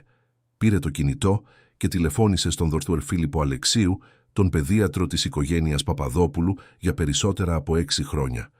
Γνώριζε τα κορίτσια από μωρά, είχε παρακολουθήσει την ανάπτυξή τους, ήταν παρόν στις πιο δύσκολες στιγμές μετά τον θάνατο της Ελένης. «Γιατρέ Φίλιππε, η Ειρήνη είμαι. Με θυμάστε?» Η φωνή του γιατρού ήρθε ζεστή από το τηλέφωνο. «Φυσικά και σας θυμάμαι, κυρία Ειρήνη. Πώς είστε? Έχουμε καιρό να τα πούμε. Γιατρέ, πρέπει να σας μιλήσω για τα κορίτσια. Είναι επίγον». Υπήρξε μία παύση. Ο Δ. Φίλιππος αντιλήφθηκε τη σοβαρότητα στον τόνο της. «Είναι όλα καλά μαζί τους. Είναι άρρωστα. Όχι με τον τρόπο που φαντάζεστε, γιατρέ. Αλλά υποφέρουν. Πολύ. Και έχω αποδείξεις». Κανόνισαν να συναντηθούν εκείνο το απόγευμα σε μια καφετέρια κοντά στο ιατρείο του γιατρού στην περιοχή του Κολονακίου. Η κυρία Ειρήνη πήρε 2 λεωφορεία για να φτάσει εκεί, κουβαλώντας το στικάκι USB στην τσέπη της τσάντας της, σαν να ήταν το πιο πολύτιμο πράγμα στον κόσμο. Ο Δ. Φίλιππος ήταν ένας άνδρας γύρω στα 50, με γκρίζα μαλλιά, γυαλιά με λεπτό σκελετό, πάντα ντυμένος με άψογα πουκάμισα, ακόμα και εκτός ιατρείου. Την υποδέχτηκε με μια γνήσια αγκαλιά, αλλά σύντομα η έκφρασή του έγινε σοβαρή όταν κάθισαν και η κυρία Ειρήνη άρχισε να μιλάει. Του τα είπε όλα, από τη στιγμή που η Βικτόρια μπήκε στη ζωή της οικογένειας, περνώντας από τις μικρές σκληρότητες που γινόταν μάρτυρας, μέχρι την κλιμάκωση των συναισθηματικών κακοποιήσεων και της παραμέλησης που προηγήθηκαν της απόλυσής της. Μίλησε για τις ηχογραφήσεις, τα βίντεο, τα στοιχεία που είχε συλλέξει, προσπαθώντας απεγνωσμένα να κάνει τον Αλέξανδρο να δει. Ο Δόκτωρ Φίλιππος άκουγε σιωπηλά, το πρόσωπό του γινόταν όλο και πιο σκοτεινό. Όταν η κυρία Ειρήνη τελείωσε, ζήτησε να δει τις ηχογραφήσεις. Πήγαν στο ιατρείο που ήταν άδειο εκείνη την ώρα. Ο Δόκτωρ Φίλιππος κλείδωσε την πόρτα, σύνδεσε το στικάκι στον υπολογιστή και άρχισε να παρακολουθεί. Η κυρία Ειρήνη στεκόταν δίπλα του, βλέποντας για 100η φορά εκείνες τις σκηνές που τη τύχιωναν. Το πρώτο βίντεο έδειχνε τη Βικτόρια στην κουζίνα με τα τρίδημα. Κρατούσε τη Δάφνη από το μπράτσο, σφίγγοντας με ορατή δύναμη ενώ το κορίτσι έκλαιγε σιγανά. Η φωνή της Βικτόριας ήταν ψυχρή και κοφτερή, λέγοντας ότι η Δάφνη ήταν μια απογοήτευση, ότι δεν άξιζε το φαγητό που έτρωγε, ότι έπρεπε να ευχαριστεί που δεν την είχαν εγκαταλείψει όπως θα έπρεπε. Το δεύτερο βίντεο έδειχνε την Άννα γονατισμένη στη γωνία του σαλονιού με τα χέρια στο κεφάλι, ενώ η Βικτόρια κυκλοφορούσε γύρω της, φωνάζοντας ότι ήταν χαζή, αργή, ένα νεκρό βάρος για την οικογένεια. Το τρίτο βίντεο έδειχνε τη Σοφία να προσπαθεί να υπερασπιστεί τις αδερφές της και τη Βικτόρια να τη σπρώχνει στον τοίχο, κρατώντας το πρόσωπό της με το ένα χέρι ενώ έλεγε ότι καμία τους δεν άξιζε τίποτα, ότι ήταν σκουπίδια που άφησε πίσω της μία μητέρα που της μισούσε τόσο πολύ που προτίμησε να πεθάνει. Υπήρχαν περισσότερα, πολλά περισσότερα. Βίντεο με αρνημένα γεύματα, συνεχείς προσβολές, δυσανάλογες τιμωρίες, σκληρή ψυχολογική χειραγώγηση. Σε κάποια ήταν δυνατόν να ακουστεί η φωνή των ίδιων των κοριτσιών, να ζητούν συγγνώμη για πράγματα που δεν είχαν κάνει, να ευχαριστούν για τις τιμωρίες, να απαγγέλουν τους παράλογους κανόνες που η Βικτόρια τις είχε αναγκάσει να απομνημονεύσουν. Όταν τελείωσε, ο Δόκτωρ Φίλιππος ήταν χλωμός. Έβγαλε τα γυαλιά του και πέρασε τα χέρια του από το πρόσωπό του παίρνοντας μια βαθιά ανάσα. «Θεέ μου, αυτό είναι. Αυτό είναι συστηματική συναισθηματική κακοποίηση. Αυτό είναι ψυχολογικό βασανιστήριο παιδιών». Η κυρία Ειρήνη έγνεψε, με δάκρυα να κυλούν στο πρόσωπό της. «Προσπάθησα να το δείξω στον κύριο Αλέξανδρο, γιατρέ. Προσπάθησα πολλές φορές, αλλά δεν ήθελε να δει. Με έδιωξε». Ο Δόκτωρ Φίλιππος σηκώθηκε και άρχισε να περπατάει πέρα δόθε στο ιατρείο, επεξεργαζόμενος αυτό που μόλις είχε δει. «Πρέπει να του μιλήσω. Πρέπει να τον κάνω να το δει αυτό. Πιστεύετε ότι θα ακούσει? Θα πρέπει να ακούσει. Είμαι ο γιατρός αυτών, των παιδιών εδώ και χρόνια. Με εμπιστεύετε. Αν αρνηθεί να δει θα απευθυνθώ στις αρμόδιες αρχές». Ο Δόκτωρ Φίλιππος πήρε το τηλέφωνο και κάλεσε τον Αλέξανδρο. Απάντησε στο τρίτο χτύπημα, με τη βιαστική φωνή κάποιου που βρίσκεται στη μέση μιας σημαντικής συνάντησης. «Φίλιππε, όλα καλά, Αλέξανδρε, πρέπει να σου μιλήσω επειγόντως, για τα κορίτσια». Ο Αλέξανδρος αναστέναξε από την άλλη πλευρά. «Αν σε έστειλε η κυρία Ειρήνη να με βρεις, μπορείς να σταματήσεις. Έχω ήδη ξεκαθαρίσει ότι δεν πρόκειται να τροφοδοτήσω αυτές τις αβάσιμες κατηγορίες εναντίον της Βικτόριας». «Δεν είναι αβάσιμες, Αλέξανδρε. Είδα τις αποδείξεις. Πρέπει να έρθεις στο ιατρείο μου τώρα και να τις δεις κι εσύ». «Τι αποδείξεις? Γιατί πράγμα μιλάς?» «Ηχογραφήσεις. Βίντεο που δείχνουν καθαρά τον τρόπο που η Βικτόρια φέρεται στις κόρες σου όταν δεν είσαι παρόν». «Αλέξανδρε, είναι σοβαρό. Πολύ σοβαρό». Υπήρξε μια μακρά σιωπή από την άλλη πλευρά. Ο Δόκτωρ Φίλιππος μπορούσε να ακούσει τη βαριά αναπνοή του Αλέξανδρου, την εσωτερική σύγκρουση να εκτιλήσεται. «Έχω συναντήσεις όλη μέρα, Φίλιππε. Δεν μπορώ απλά να φύγω». «Τότε θα έρθω εγώ σε σένα». «Πού είσαι?» «Στο γραφείο». «Αλλά δεν νομίζω ότι είναι απαραίτητο. Φτάνω εκεί σε 20 λεπτά. Περίμενε με». Ο Δόκτωρ Φίλιππος έκλεισε το τηλέφωνο πριν προλάβει ο Αλέξανδρος να διαμαρτυρηθεί ξανά. Αντέγραψε τα πιο συγκλονιστικά βίντεο σε ένα ξεχωριστό στικάκι, αποχαιρέτησε την κυρία Ειρήνη με την υπόσχεση να κάνει ό,τι περνάει από το χέρι του και έφυγε οδηγώντας προς την κατασκευαστική εταιρεία στο κέντρο της πόλης. 25 λεπτά αργότερα βρισκόταν στο γραφείο του Αλέξανδρου, κλείνοντας την πόρτα και τραβώντας μια καρέκλα.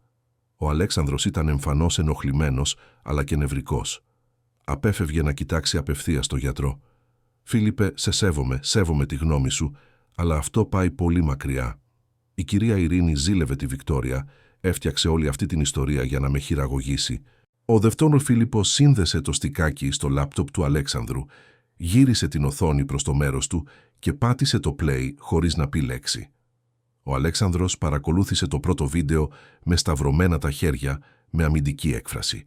Αλλά καθώς οι εικόνες διαδέχονταν η μία την άλλη, καθώς οι φωνές των κορών του γέμιζαν το δωμάτιο, καθώς η μάσκα της Βικτόριας έπεφτε αποκαλύπτοντας τη σκληρότητα πίσω από το χαμόγελο, η στάση του άρχισε να αλλάζει. Έσκυψε μπροστά, ξεσταύρωσε τα χέρια του. Τα χέρια του άρχισαν να τρέμουν. Στο βίντεο όπου η Βικτόρια κρατούσε το πρόσωπο της Δάφνης και έλεγε ότι η μητέρα τους πέθανε επειδή οι κόρες της δεν άξιζαν τον κόπο, ο Αλέξανδρος ένιωσε κάτι να σπάει μέσα του. Αυτή ήταν η κόρη του, το κορίτσι που αγαπούσε περισσότερο από οποιαδήποτε επιχείρηση, οποιαδήποτε επαγγελματική επιτυχία, οτιδήποτε στον κόσμο. Και είχε αφήσει αυτό να συμβεί. Όταν τελείωσε, ο Αλέξανδρος απομάκρυνε το λάπτοπ σαν να έκαιγε. Ήταν χλωμός, ιδρωμένος, με ακανόνιστη αναπνοή. Αυτό δεν μπορεί να είναι αληθινό. Δεν μπορεί, αλλά η φωνή του δεν είχε καμία πεποίθηση. Ήξερε ότι ήταν αληθινό.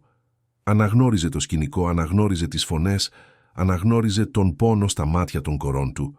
Ο Δ. Φίλιππος έκλεισε το λάπτοπ και μίλησε με σταθερή αλλά ευγενική φωνή. «Αλέξανδρε, ως γιατρός και ως κάποιος που νοιάζεται για αυτά τα παιδιά, πρέπει να σου πω, βρίσκονται σε κίνδυνο, συναισθηματικό, ψυχολογικό κίνδυνο. Αν αυτό συνεχιστεί, οι συνέπειες θα είναι μόνιμες, σε χρειάζονται. Χρειάζονται να τις προστατεύσεις». Ο Αλέξανδρος έθαψε το πρόσωπό του στα χέρια του. Για πρώτη φορά εδώ και χρόνια επέτρεψε στον εαυτό του να κλάψει. Όλες οι φορές που αγνόησε τα τηλεφωνήματα της κυρίας Ειρήνης, όλες οι φορές που απέρριψε τις ανησυχίες της ως υπερβολή, όλες οι φορές που επέλεξε να πιστέψει το άνετο ψέμα αντί για την οδυνηρή αλήθεια, όλα αυτά κατέρευσαν πάνω του σαν χιονοστιβάδα ενοχής και μεταμέλειας. Τι έκανα? Τι άφησα να συμβεί στις κόρες μου? Ο Δ. Φίλιππος έβαλε το χέρι του στον ώμο του. «Αυτό που έχει σημασία τώρα είναι τι θα κάνεις από εδώ και πέρα. Τα κορίτσια μπορούν ακόμα να σωθούν, Αλέξανδρε, αλλά πρέπει να δράσεις. Σήμερα». Ο Αλέξανδρος σήκωσε το κεφάλι του, σκουπίζοντας τα δάκρυα με το πίσω μέρος του χεριού του.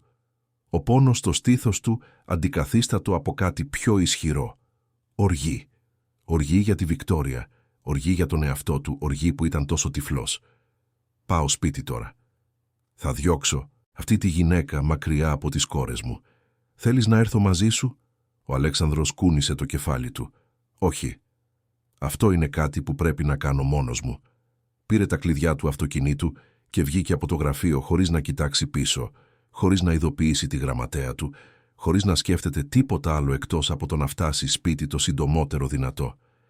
Η κίνηση στην Αθήνα ήταν χαοτική όπως πάντα, αλλά ο Αλέξανδρος δεν νοιαζόταν. Προσπερνούσε από όπου μπορούσε, κόρναρε όταν χρειαζόταν, με τα χέρια του να σφίγγουν το τιμόνι τόσο δυνατά που οι αρθρώσεις των δακτύλων του ήταν άσπρες. Σε 40 λεπτά βρισκόταν στο συγκρότημα. Πέρασε από τη φύλαξη χωρίς να σταματήσει για να μιλήσει με τον θυρωρό, ανέβηκε τον δεντροφυτεμένο δρόμο μέχρι την έπαυλη και πάρκαρε όπως στο γκαράζ. Βγήκε από το αυτοκίνητο και μπήκε από την πλαϊνή πόρτα που οδηγούσε στην κουζίνα. Το σπίτι ήταν παράξενα σιωπηλό. Η Κατερίνα, η υπάλληλος, καθάριζε την τραπεζαρία, αλλά δεν υπήρχε σημάδι της Βικτόριας ή των κοριτσιών.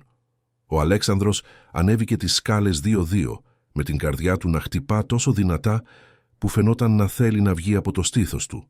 Άκουσε φωνές να έρχονται από το δωμάτιο των τριδήμων, πνιχτές φωνές, ένα συγκρατημένο κλάμα. Πλησίασε αργά κρυφοκοιτάζοντας από τη χαραμάδα της μισάνυχτης πόρτας. Αυτό που είδε του πάγωσε το αίμα.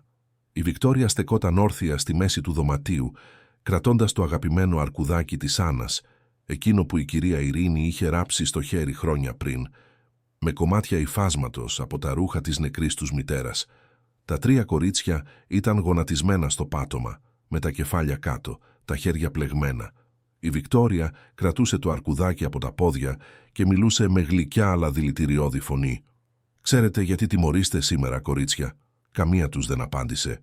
«Επειδή είστε αχάριστες. Επειδή δεν ξέρετε να εκτιμάτε αυτό που έχετε. Επειδή κάνετε πείσματα στο σχολείο και με ντροπιάζετε. Γι' αυτό θα πρέπει να σας πάρω τα πράγματα που αγαπάτε. Έτσι θα μάθετε να γίνεστε καλύτερες». Και τότε, μπροστά στα τρομοκρατημένα μάτια των τριδήμων, Η Βικτόρια έσκησε το αρκουδάκι στη μέση. Το βαμβακερό γέμισμα πέταξε στον αέρα σαν βρώμικο χιόνι. Η Άννα έβγαλε μια αγωνιώδη κραυγή και προσπάθησε να σηκωθεί, αλλά η Βικτόρια την έσπρωξε πίσω στο πάτωμα. «Μείνε εκεί που είσαι. Δεν αξίζεις να κλαις για ένα γελίο παιχνίδι».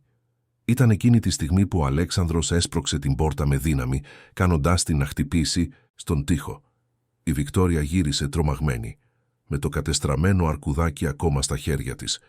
Τα 3 κορίτσια σήκωσαν τα πρόσωπά τους ταυτόχρονα και ο Αλέξανδρος είδε όλα όσα αρνιόταν να δει πριν. Τον απόλυτο φόβο, την νοσηρή αδυναμία, τα βαθουλωμένα και άψυχα μάτια, τα σημάδια από δάχτυλα στα λεπτά τους μπράτσα. «Φύγε. Μακριά. Τους». Η φωνή του Αλέξανδρου ήταν χαμηλή, επικίνδυνη, τρέμοντας από συγκρατημένη οργή. Η Βικτόρια προσπάθησε να ανασυντάξει την έκφρασή της, προσπάθησε να επιστρέψει στη συνηθισμένη της μάσκα. Αλλά ήταν πολύ αργά. «Αλέξανδρε, αγάπη μου, απλώς πειθαρχούσα τα κορίτσια. Πρέπει να μάθουν».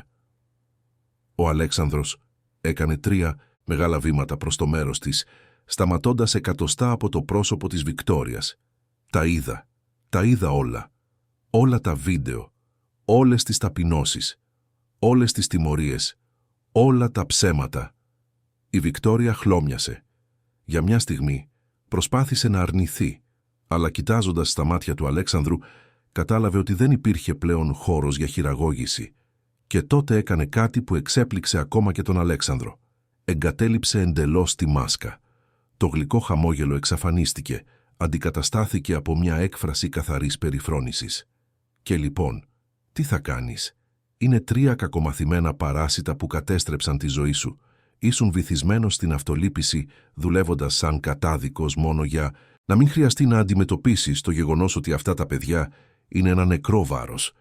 Προσπάθησα να τα διαμορφώσω σε κάτι καλύτερο, σε κάτι που να αξίζει τον κόπο. Αλλά είναι αδύναμες, αξιολύπητες, ακριβώς όπως η μητέρα τους». Ο Αλέξανδρος έσφιξε τις γροθιές του, παλεύοντας ενάντια στην παρόρμηση να κάνει κάτι για το οποίο θα μετάνιωνε. «Φύγε από το σπίτι μου. Τώρα». Η Βικτόρια γέλασε, ένας ήχος χωρίς χιούμορ. «Νομίζεις ότι έχεις αποδείξεις? Νομίζεις ότι κάποιος θα πιστέψει σε ηχογραφήσεις που έγιναν κρυφά από μια πικραμένη υπάλληλο? Έχω διασυνδέσεις, Αλέξανδρε. Έχω φίλους σε υψηλές θέσεις. Μπορώ να σε μετατρέψω στον κακό αυτής της ιστορίας τόσο εύκολα όσο μετέτρεψα αυτές τις 3 σε αξιολύπητα θύματα». Ο Αλέξανδρος έκανε άλλο ένα βήμα προς το μέρος της, εισβάλλοντας εντελώς στον προσωπικό της χώρο. «Δεν με νοιάζει. Δεν με νοιάζουν οι μηνύσεις, τα κουτσομπολιά, η φήμη σου ή η δική μου. Το μόνο πράγμα που με νοιάζει βρίσκεται σε εκείνη τη γωνία, κλαίγοντας επειδή έσπασες το τελευταίο κομμάτι της μητέρας τους που είχε απομείνει. Οπότε θα μαζέψεις τα πράγματά σου και θα φύγεις από το σπίτι μου, αλλιώς θα καλέσω την αστυνομία και θα κάνω ένα σκάνδαλο που οι διασυνδέσεις σου δεν θα μπορέσουν να καλύψουν». Η Βικτόρια μελέτησε το πρόσωπό του ψάχνοντας για κάποιο κενό, κάποιο σημάδι ότι θα μπορούσε ακόμα να τον χειραγωγήσει. Δεν βρήκε τίποτα. Ο Αλέξανδρος είχε μεταμορφωθεί. Δεν ήταν πλέον ο χαμένος και απελπισμένος άντρας που είχε εξαπατήσει εύκολα μήνες πριν. Πέταξε τα κομμάτια του αρκούδου στο πάτωμα και βγήκε από το δωμάτιο χτυπώντας τα πόδια της, κλείνοντας την πόρτα. Ο Αλέξανδρος την άκουσε να κατεβαίνει τις σκάλες, άκουσε συρτάρια να ανοίγουν και να κλείνουν με δύναμη, άκουσε τελικά την μπροστινή πόρτα να χτυπά τόσο βία που οι πίνακες στον τοίχο τραντάχτηκαν. Και μετά σιωπή. Ο Αλέξανδρος γύρισε αργά προς τις κόρες του. Οι 3 τους ήταν ακόμα γονατισμένες, αγκαλιασμένες η μία με την άλλη τρέμοντας. Πλησίασε αργά, σαν να πλησίαζε φοβισμένα ζώα και γονάτισε μπροστά τους. «Κορίτσια, κοιτάξτε με, σας παρακαλώ». Η Δάφνη ήταν η πρώτη που σήκωσε το πρόσωπό της. Τα μάτια της ήταν κόκκινα από το κλάμα, αλλά υπήρχε και σύγχυση εκεί. Η Άννα ακολούθησε, μετά η Σοφία. Οι 3 τους κοιτούσαν τον πατέρα τους, σαν να μην ήταν σίγουρες αν μπορούσαν να τον εμπιστευτούν, αν αυτό ήταν αληθινό ή άλλη μια παγίδα. Ο Αλέξανδρος ένιωσε τα δάκρυα να επιστρέφουν, αλλά δεν τα συγκράτησε. «Λυπάμαι πολύ. Λυπάμαι που δεν σας πίστεψα. Λυπάμαι που άφησα αυτό να συμβεί. Λυπάμαι που δεν σας προστάτεψα όταν ήταν καθήκον μου να το κάνω. Ήμουν ένας φρικτός πατέρας. Αλλά σας υπόσχομαι ότι αυτό δεν θα ξανασυμβεί ποτέ. Ποτέ ξανά δεν θα αφήσω κανέναν να σας πληγώσει. Ποτέ ξανά. Η Δάφνη έκλαψε και έπεσε στην αγκαλιά του πατέρα της.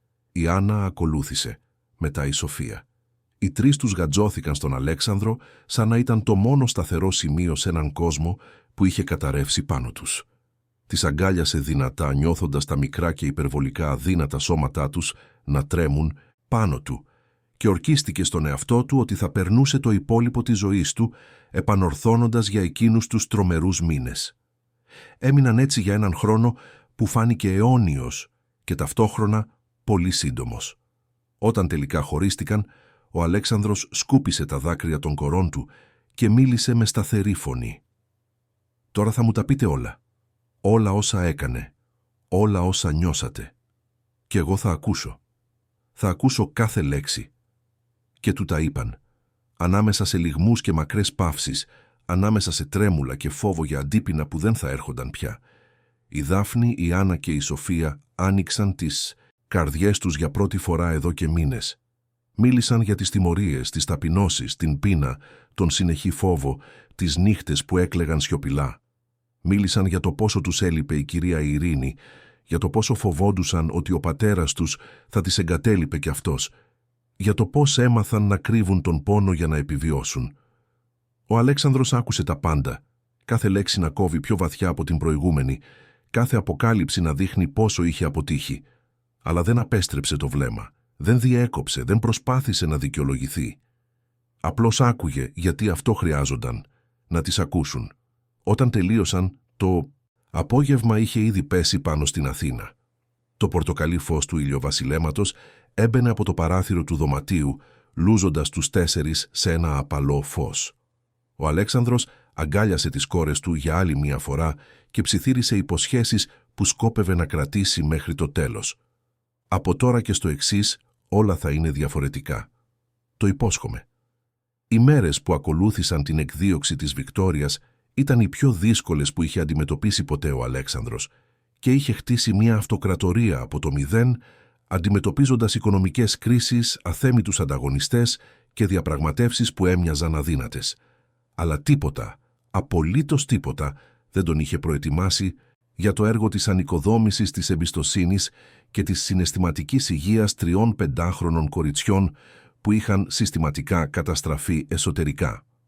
Το επόμενο πρωί, μετά από εκείνη την τρομερή σύγκρουση, ο Αλέξανδρος ακύρωσε όλες τις συναντήσεις της εβδομάδας. Η γραμματέας του έμεινε έκπληκτη, οι συνέτεροι τηλεφώνησαν ανήσυχοι, αλλά εκείνος ήταν σταθερός. Για πρώτη φορά εδώ και χρόνια, η κατασκευαστική εταιρεία δεν ήταν η προτεραιότητά του. Η Δάφνη, η Άννα και η Σοφία ήταν. Και έπρεπε να είναι.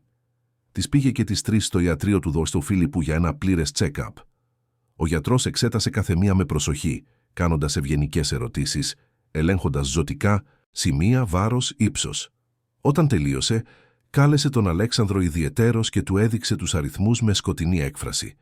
Τα τρίδημα ήταν όλα κάτω από το ιδανικό βάρος για την ηλικία τους. Η Δάφνη είχε χάσει σχεδόν 3 κιλά, η Άννα 2,5, η Σοφία 2.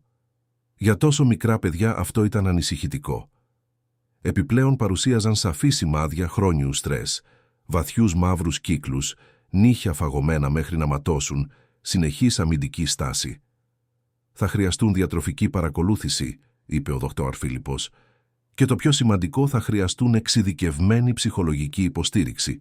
Το τραύμα που υπέστησαν δεν θα εξαφανιστεί από τη μια μέρα στην άλλη, Αλέξανδρε.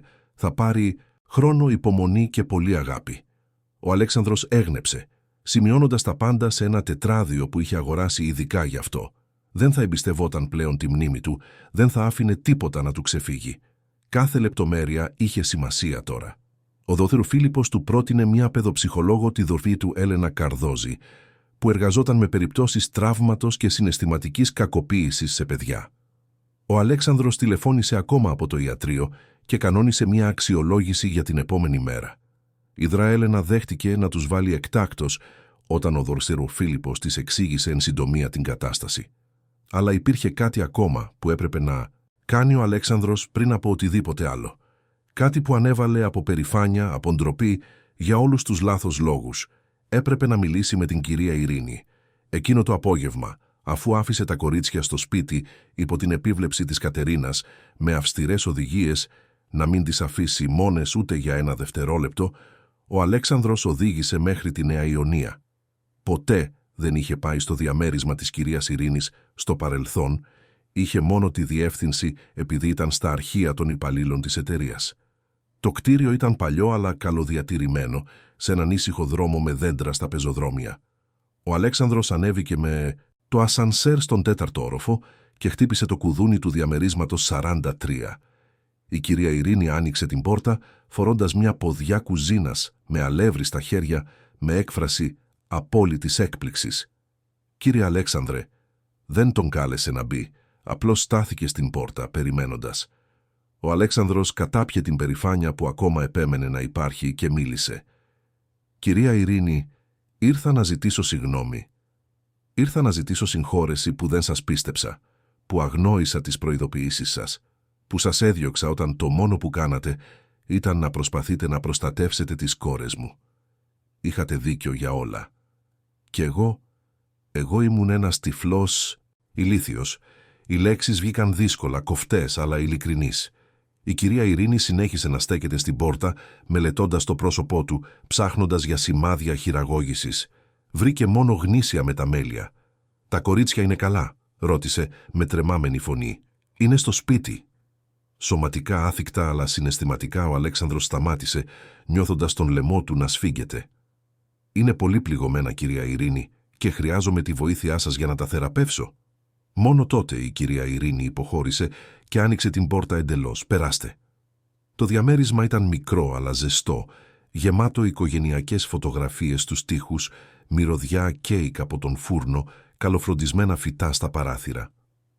Ο Αλέξανδρος κάθισε στον καναπέ με το φλωράλ ύφασμα και η κυρία Ειρήνη έφερε 2 ποτήρια χυμό πορτοκάλι, καθισμένη στην πολυθρόνα απέναντί του. «Την διώξατε από το σπίτι. Την έδιωξα χθες το απόγευμα και δεν σκοπεύω να την ξαναδώ ποτέ κοντά στις κόρες μου». Η κυρία Ειρήνη έγνεψε, με μια ορατή ανακούφιση να διασχίζει το πρόσωπό της. «Και τι θέλετε από μένα?» Ο Αλέξανδρος πήρε μια βαθιά ανάσα. «Θέλω να γυρίσετε. Όχι ως υπάλληλος, κυρία Ειρήνη. Ως μέλος της οικογένειας. Τα κορίτσια σας χρειάζονται. Εγώ σας χρειάζομαι. Χρειάζομαι κάποιον που να μπορώ να εμπιστευτώ, κάποιον που πραγματικά νοιάζεται για αυτές. Και ξέρω ότι αυτός ο κάποιος είστε εσείς». Η κυρία Ειρήνη έμεινε σιωπηλή για πολλή ώρα, κοιτάζοντας τα χέρια της. «Ποτέ δεν δούλεψα για τον μισθό, κύριε Αλέξανδρε. Έμεινα σε εκείνο το σπίτι όλα αυτά τα χρόνια επειδή αγαπούσα εκείνα τα κορίτσια. Επειδή τα είδα να γεννιούνται, να μεγαλώνουν, να χάνουν τη μητέρα τους. Είναι σαν εγγόνια μου. Αλλά πρέπει να ξέρω ότι αν γυρίσω, θα με ακούσετε όταν πω ότι κάτι δεν πάει καλά. Πρέπει να ξέρω ότι η φωνή μου θα έχει σημασία». Ο Αλέξανδρος έγνεψε με έμφαση. «Θα έχει σημασία. Περισσότερο από οτιδήποτε άλλο. Έμαθα το μάθημά μου, κυρία Ειρήνη, με τον πιο οδυνηρό τρόπο. Τότε γυρίζω. Αλλά με έναν όρο, οποιονδήποτε.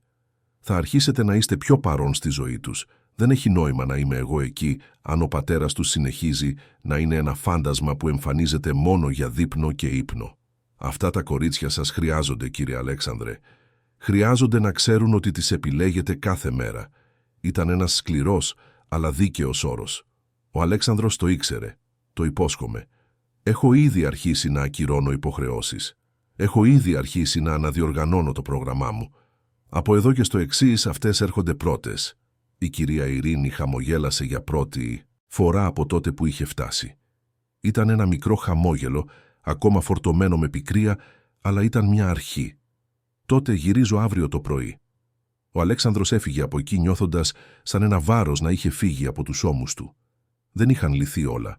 Κάθε άλλο, αλλά ήταν ένα βήμα προς τη σωστή κατεύθυνση.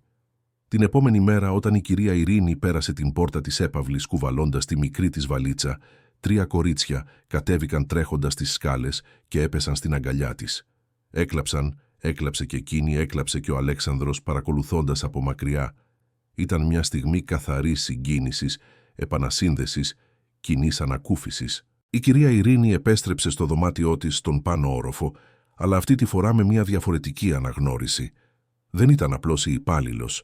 Ήταν η γιαγιά που τα τρίδημα δεν είχαν ποτέ, η συναισθηματική άγκυρα που θα κρατούσε αυτή την οικογένεια ενωμένη ενώ όλοι θεραπεύονταν. Η συνεδρία με τη δροπέτα Έλενα Καρδόζη κανονίστηκε για εκείνη την ίδια εβδομάδα. Η ψυχολόγος είχε ένα ζεστό ιατρείο στο Χαλάνδρι, διακοσμημένο με απαλά χρώματα, στρατηγικά τοποθετημένα παιχνίδια, μια βιβλιοθήκη γεμάτη παιδικά βιβλία. Ήτανε μια γυναίκα γύρω στα 40, με κοντά μαλλιά, χρωματιστά γυαλιά, μητρικό αλλά επαγγελματικό ύφος. Η πρώτη συνεδρία ήτανε μόνο παρατήρηση. Η δάμωμε Έλενα μίλησε με κάθε κορίτσι ξεχωριστά, κάνοντας απλές ερωτήσεις, προσφέροντας χαρτί και χρωματιστά μολύβια για να ζωγραφίσουν ό,τι ένιωθαν. Η Δάφνη ζωγράφισε ένα μεγάλο σκοτεινό σπίτι με 3 μικρές φιγούρες σε μια γωνία. Η Άννα ζωγράφισε μαύρα σύννεφα που κάλυπταν έναν ήλιο. Η Σοφία ζωγράφισε ένα κορίτσι που έκλαιγε μόνο του. Μετά, η δορφεταρ Έλενα μίλησε με τον Αλέξανδρο και την κυρία Ειρήνη, εξηγώντας ότι η δουλειά θα ήταν μακρά και έντονη. Τα τρίδημα θα χρειάζονταν εβδομαδιαίες συνεδρίες, ίσως για χρόνια, για να επεξεργαστούν το τραύμα. Θα χρειάζονταν να ξαναμάθουν ότι τις αγαπούσαν, ότι ήταν ασφαλείς, ότι μπορούσαν να εμπιστεύονται τους ενήλικες γύρω τους. Θα υπάρξουν πισωγυρίσματα, προειδοποίησε η ψυχολόγος, μέρες που θα φαίνονται καλά και ξαφνικά κάτι θα πυροδοτήσει μια κακή ανάμνηση, νύχτες με εφιάλτες, στιγμές παράλογου φόβου. Πρέπει να είστε προετοιμασμένοι γι' αυτό και να απαντάτε πάντα με υπομονή και αγάπη. Ο Αλέξανδρος υποσχέθηκε ότι θα ήταν και για πρώτη φορά στη ζωή του κράτησε όλες τις υποσχέσεις που έδωσε. Τις επόμενες εβδομάδες η ρουτίνα της έπαυλης άλλαξε εντελώς. Ο Αλέξανδρος άρχισε να δουλεύει από το σπίτι 3 μέρες την εβδομάδα, συμμετέχοντας σε συναντήσεις μέσω τηλεδιάσκεψης, ενώ τα κορίτσια έπαιζαν στο ίδιο δωμάτιο. Τις άλλες 2 μέρες έφευγε νωρίς, αλλά γύριζε πάντα πριν το δείπνο, χωρίς εξαίρεση. Τα Σαββατοκύριακα ήταν αφιερωμένα αποκλειστικά στην οικογένεια, βόλτες στο πάρκο, επισκέψεις στον κινηματογράφο, απογεύματα στην πισίνα του συγκροτήματος, απλά πράγματα που είχε παραμελήσει για τόσο καιρό. Η κυρία Ειρήνη άρχισε ξανά να ετοιμάζει τα αγαπημένα γεύματα των κοριτσιών, αυξάνοντας σταδιακά τις μερίδες καθώς ανέκτησαν την όρεξή τους. Έραψε ένα νέο αρκουδάκι για την Άννα, χρησιμοποιώντας κομμάτια από το ίδιο ύφασμα που είχε χρησιμοποιήσει στο αρχικό. Όταν της το έδωσε, η Άννα αγκάλιασε το ζωάκι και δεν το άφησε ποτέ ξανά. Οι συνεδρίες θεραπείας συνεχίστηκαν θρησκευτικά. Η δορπίτερον Έλενα χρησιμοποιούσε παιγνιώδεις τεχνικές για να βοηθήσει τα κορίτσια να επεξεργαστούν όσα έζησαν. Παιχνίδια ρόλων όπου μπορούσαν να εκφράσουν θυμό και φόβο, ζωγραφιές που εξωτερήκευαν συναισθήματα που δεν μπορούσαν να εκφράσουν λεκτικά. Ιστορίες που έδειχναν ότι δεν ήταν όλοι οι ενήλικες απειλές. Υπήρξαν δύσκολες στιγμές. Ένα βράδυ, 2 εβδομάδες μετά την αποχώρηση της Βικτόριας, η Σοφία ξύπνησε ουρλιάζοντας, νομίζοντας ότι η μητριά της είχε επιστρέψει. Ο Αλέξανδρος έτρεξε στο δωμάτιο και τη βρήκε κουλουριασμένη κάτω από το κρεβάτι τρέμοντας. Ξάπλωσε στο πάτωμα δίπλα της και έμεινε εκεί, μιλώντας τη σιγανά, μέχρι που η Σοφία ηρέμησε αρκετά για να βγει. Χρειάστηκε άλλη 1 ώρα για να ξανακοιμηθεί και ο Αλέξανδρος έμεινε καθισμένος δίπλα στο κρεβάτι της όλη την υπόλοιπη νύχτα, φιλώντας σκοπιά.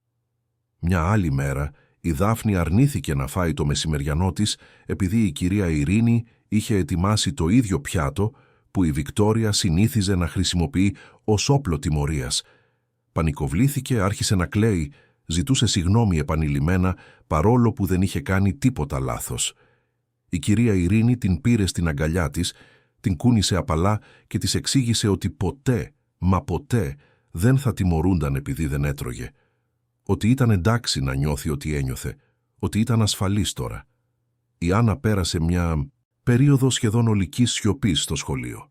Η δασκάλα της, η Μαρία, που είχε προσπαθήσει να βοηθήσει πριν, τώρα συνεργαζόταν με τη δορφέταρ Έλενα για να δημιουργήσει ένα ασφαλές περιβάλλον στην τάξη. Έδωσε στην Άννα ένα ειδικό τετράδιο όπου το κορίτσι μπορούσε να γράφει ή να ζωγραφίζει όταν δεν μπορούσε να μιλήσει. Σταδιακά, με υπομονή και ενθάρρυνση, η Άννα άρχισε ξανά να χρησιμοποιεί τη φωνή της. Ήταν μήνες με σκαμπανεβάσματα, με μικρές νίκες και προσωρινά πισωγυρίσματα. Αλλά αργά, πολύ αργά, τα τρίδημα άρχισαν να ξαναγίνονται παιδιά. Η Δάφνη άρχισε ξανά να κάνει ερωτήσεις. Στην αρχή ήταν απλές ερωτήσεις, δοκιμάζοντας αν ήταν ασφαλές να είναι περίεργη ξανά. Ο Αλέξανδρος απαντούσε σε όλες με προσοχή, ποτέ βιαστικά, ποτέ ανυπόμονα. Με τον καιρό οι ερωτήσεις έγιναν πιο σύνθετες, πιο ζωντανές. Το ομιλητικό κορίτσι επέστρεφε. Η Άννα άρχισε ξανά να παρατηρεί τον κόσμο με ενδιαφέρον αντί για φόβο. Περνούσε ώρες στον κήπο της έπαυλης, σκυμμένη δίπλα στα παρτέρια, παρατηρώντας μυρμήγκια να κουβαλούν φύλλα, πεταλούδες να κάθονται στα λουλούδια. Η κυρία Ειρήνη της αγόρασε βιβλία για τη φύση και διάβαζαν μαζί τα τεμπέλικα απογεύματα, τροφοδοτώντας αυτή την αναγεννημένη περιέργεια. Η Σοφία άρχισε ξανά να επινοεί παιχνίδια.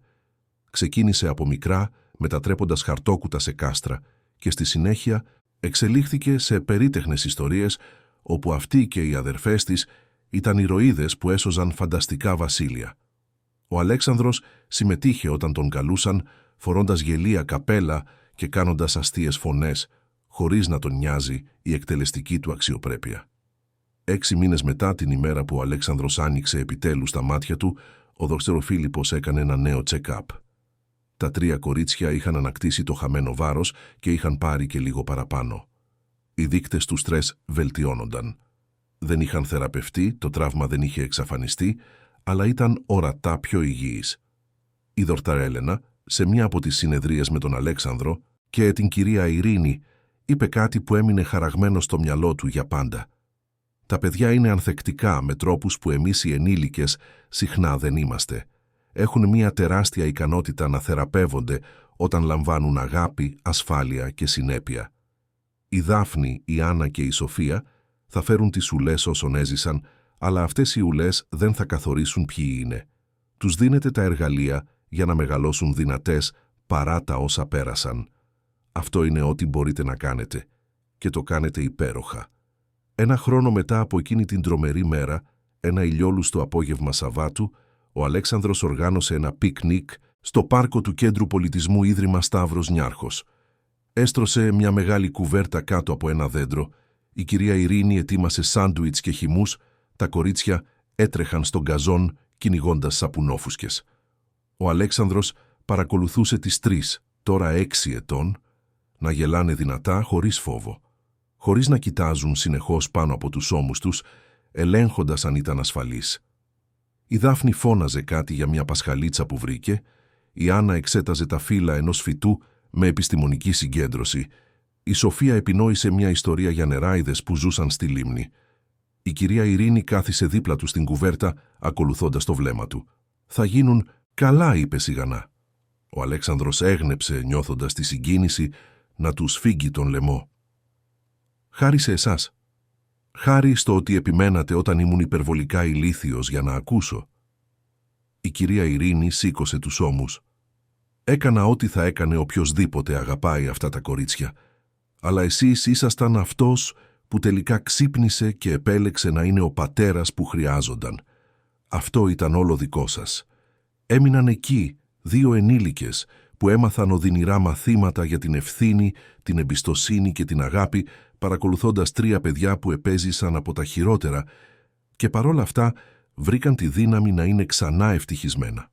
Εκείνο το βράδυ, αφού τα κορίτσια δείπνησαν, έκαναν μπάνιο και φόρεσαν τις πιτζάμες τους, ο Αλέξανδρος τα συγκέντρωσε στο δωμάτιό του για μια συζήτηση. Ήταν κάτι που είχε προτείνει η δορτίνα Έλενα, ένας τρόπος να κλείσουν συμβολικά εκείνο το δύσκολο κεφάλαιο και να ανοίξουν ένα νέο. Κάθισε στο κρεβάτι με τις 3 γύρω του, καθεμία επιλέγοντας ένα λούτρινο ζωάκι για να κρατάει. «Κορίτσια, θέλω να σας μιλήσω για κάτι σημαντικό.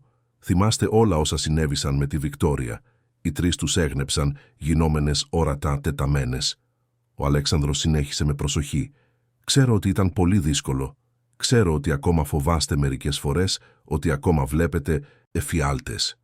Και θέλω να ξέρετε ότι είναι εντάξει να νιώθετε αυτά τα πράγματα, αλλά θέλω επίσης να ξέρετε ότι αυτό δεν θα ξανασυμβεί ποτέ, μα ποτέ. Γιατί έμαθα να σας ακούω. Έμαθα ότι όταν λέτε ότι κάτι δεν πάει καλά, πρέπει να σας πιστεύω. Έμαθα ότι το να είσαι πατέρας δεν είναι μόνο να δίνεις φαγητό και σπίτι. Είναι να είσαι παρόν, να προστατεύεις, να αγαπάς κάθε μέρα. Η Δάφνη, πάντα η πιο ομιλητική, ρώτησε σιγανά. «Κι αν βρεις άλλη κοπέλα, μπαμπά, κι αν είναι κακιά ξανά?» Ο Αλέξανδρος πήρε το χέρι της και το έσφιξε απαλά. «Τότε θα μου το πείτε και εγώ θα σας πιστέψω. Πάντα. Αλλά για να είμαι ειλικρινής, κορίτσια, δεν σκέφτομαι κοπέλες τώρα.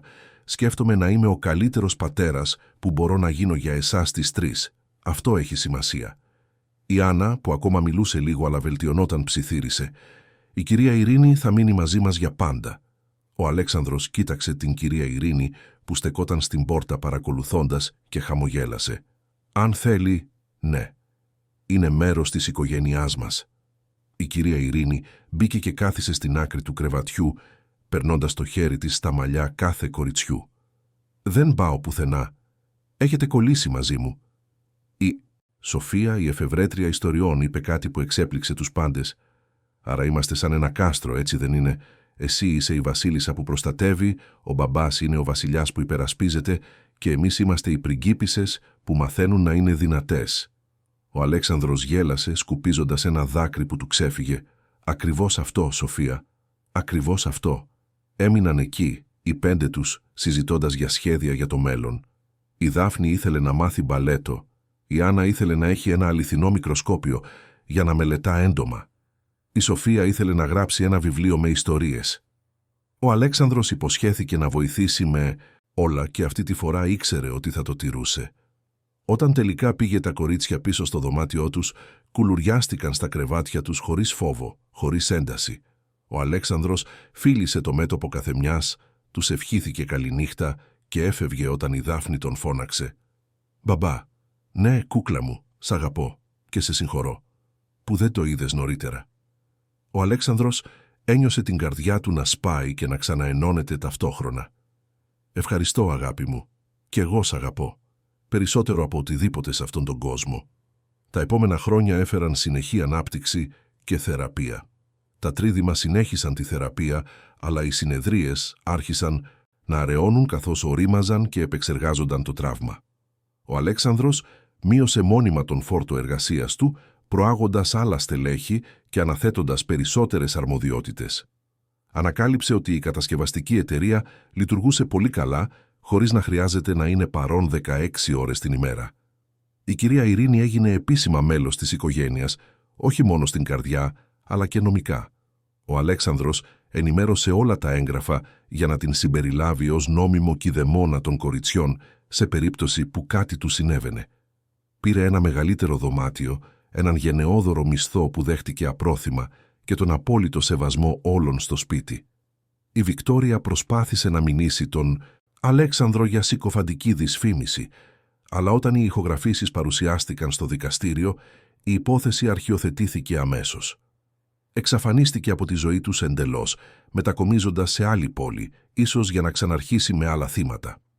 Ο Αλέξανδρος σκέφτηκε να την καταγγείλει στις αρχές, αλλά οι δικηγόροι είπαν ότι χωρίς σωματικά σημάδια θα ήταν δύσκολο να αποδειχθεί η κακοποίηση. Το δέχτηκε, εστιάζοντας στη θεραπεία των κορών του, αντί να αναζητά εκδίκηση. Η Δάφνη μεγάλωσε και έγινε ένα ζωντανό και ερευνητικό κορίτσι, θέλοντας πάντα να ξέρει το γιατί των πραγμάτων. Η Άννα ανέπτυξε ένα πάθος για τις φυσικές επιστήμες που την οδήγησε να κερδίσει βραβεία σε σχολικές εκθέσεις. Η Σοφία άρχισε να γράφει αληθινές ιστορίες, γεμίζοντας τετράδια με τις περιπέτειες θαραλέων ηρωίδων που ξεπερνούσαν τις αντιξοότητες. Και ο Αλέξανδρος έμαθε το μεγαλύτερο μάθημα της ζωής του, ότι ο πλούτος, η επαγγελματική επιτυχία, το κοινωνικό στάτους, τίποτα από αυτά δεν είχε σημασία αν δεν ήταν παρόν για τους ανθρώπους που αγαπούσε, ότι μερικές φορές η πιο σημαντική φωνή δεν είναι η πιο εύγλωτη, αλλά η πιο ειλικρινής, ότι το να εμπιστεύεσαι τους λάθος ανθρώπους και να μην εμπιστεύεσαι τους σωστούς μπορεί να κοστίσει περισσότερο από οποιαδήποτε οικονομική κρίση, αλλά πάνω απ' όλα έμαθε ότι ποτέ δεν είναι αργά για να αλλάξεις, να ακούσεις, να επιλέξεις την αγάπη αντί για την περηφάνεια. Αγαπητοί ακροατές, ελπίζουμε η ιστορία του Αλέξανδρου, της Δάφνης, της Άννας και της Σοφίας να άγγιξε την καρδιά σας. Αν συγκινηθήκατε με το ταξίδι αυτής της οικογένειας που αντιμετώπισε το σκοτάδι και βρήκε το φως μέσα από την αγάπη και το θάρρος μιας απλής γυναίκας που αρνήθηκε να μείνει σιωπηλή, κάντε κλικ στο κουμπί «Μου αρέσει», εγγραφείτε στο κανάλι και πείτε μας στα σχόλια τι σας σημάδεψε περισσότερο. Θα είχατε το θάρρος της κυρίας Ειρήνης, θα είχατε ξυπνήσει εγκαίρος όπως ο Αλέξανδρος. Κάθε μέρα φέρνουμε έντονες ιστορίες σαν αυτή, που αποκαλύπτουν την πιο βαθιά πλευρά της ανθρώπινης ψυχής, τις προκλήσεις που αντιμετωπίζουμε και τη δύναμη που βρίσκουμε για να τις ξεπεράσουμε. Σας περιμένουμε στο επόμενο επεισόδιο.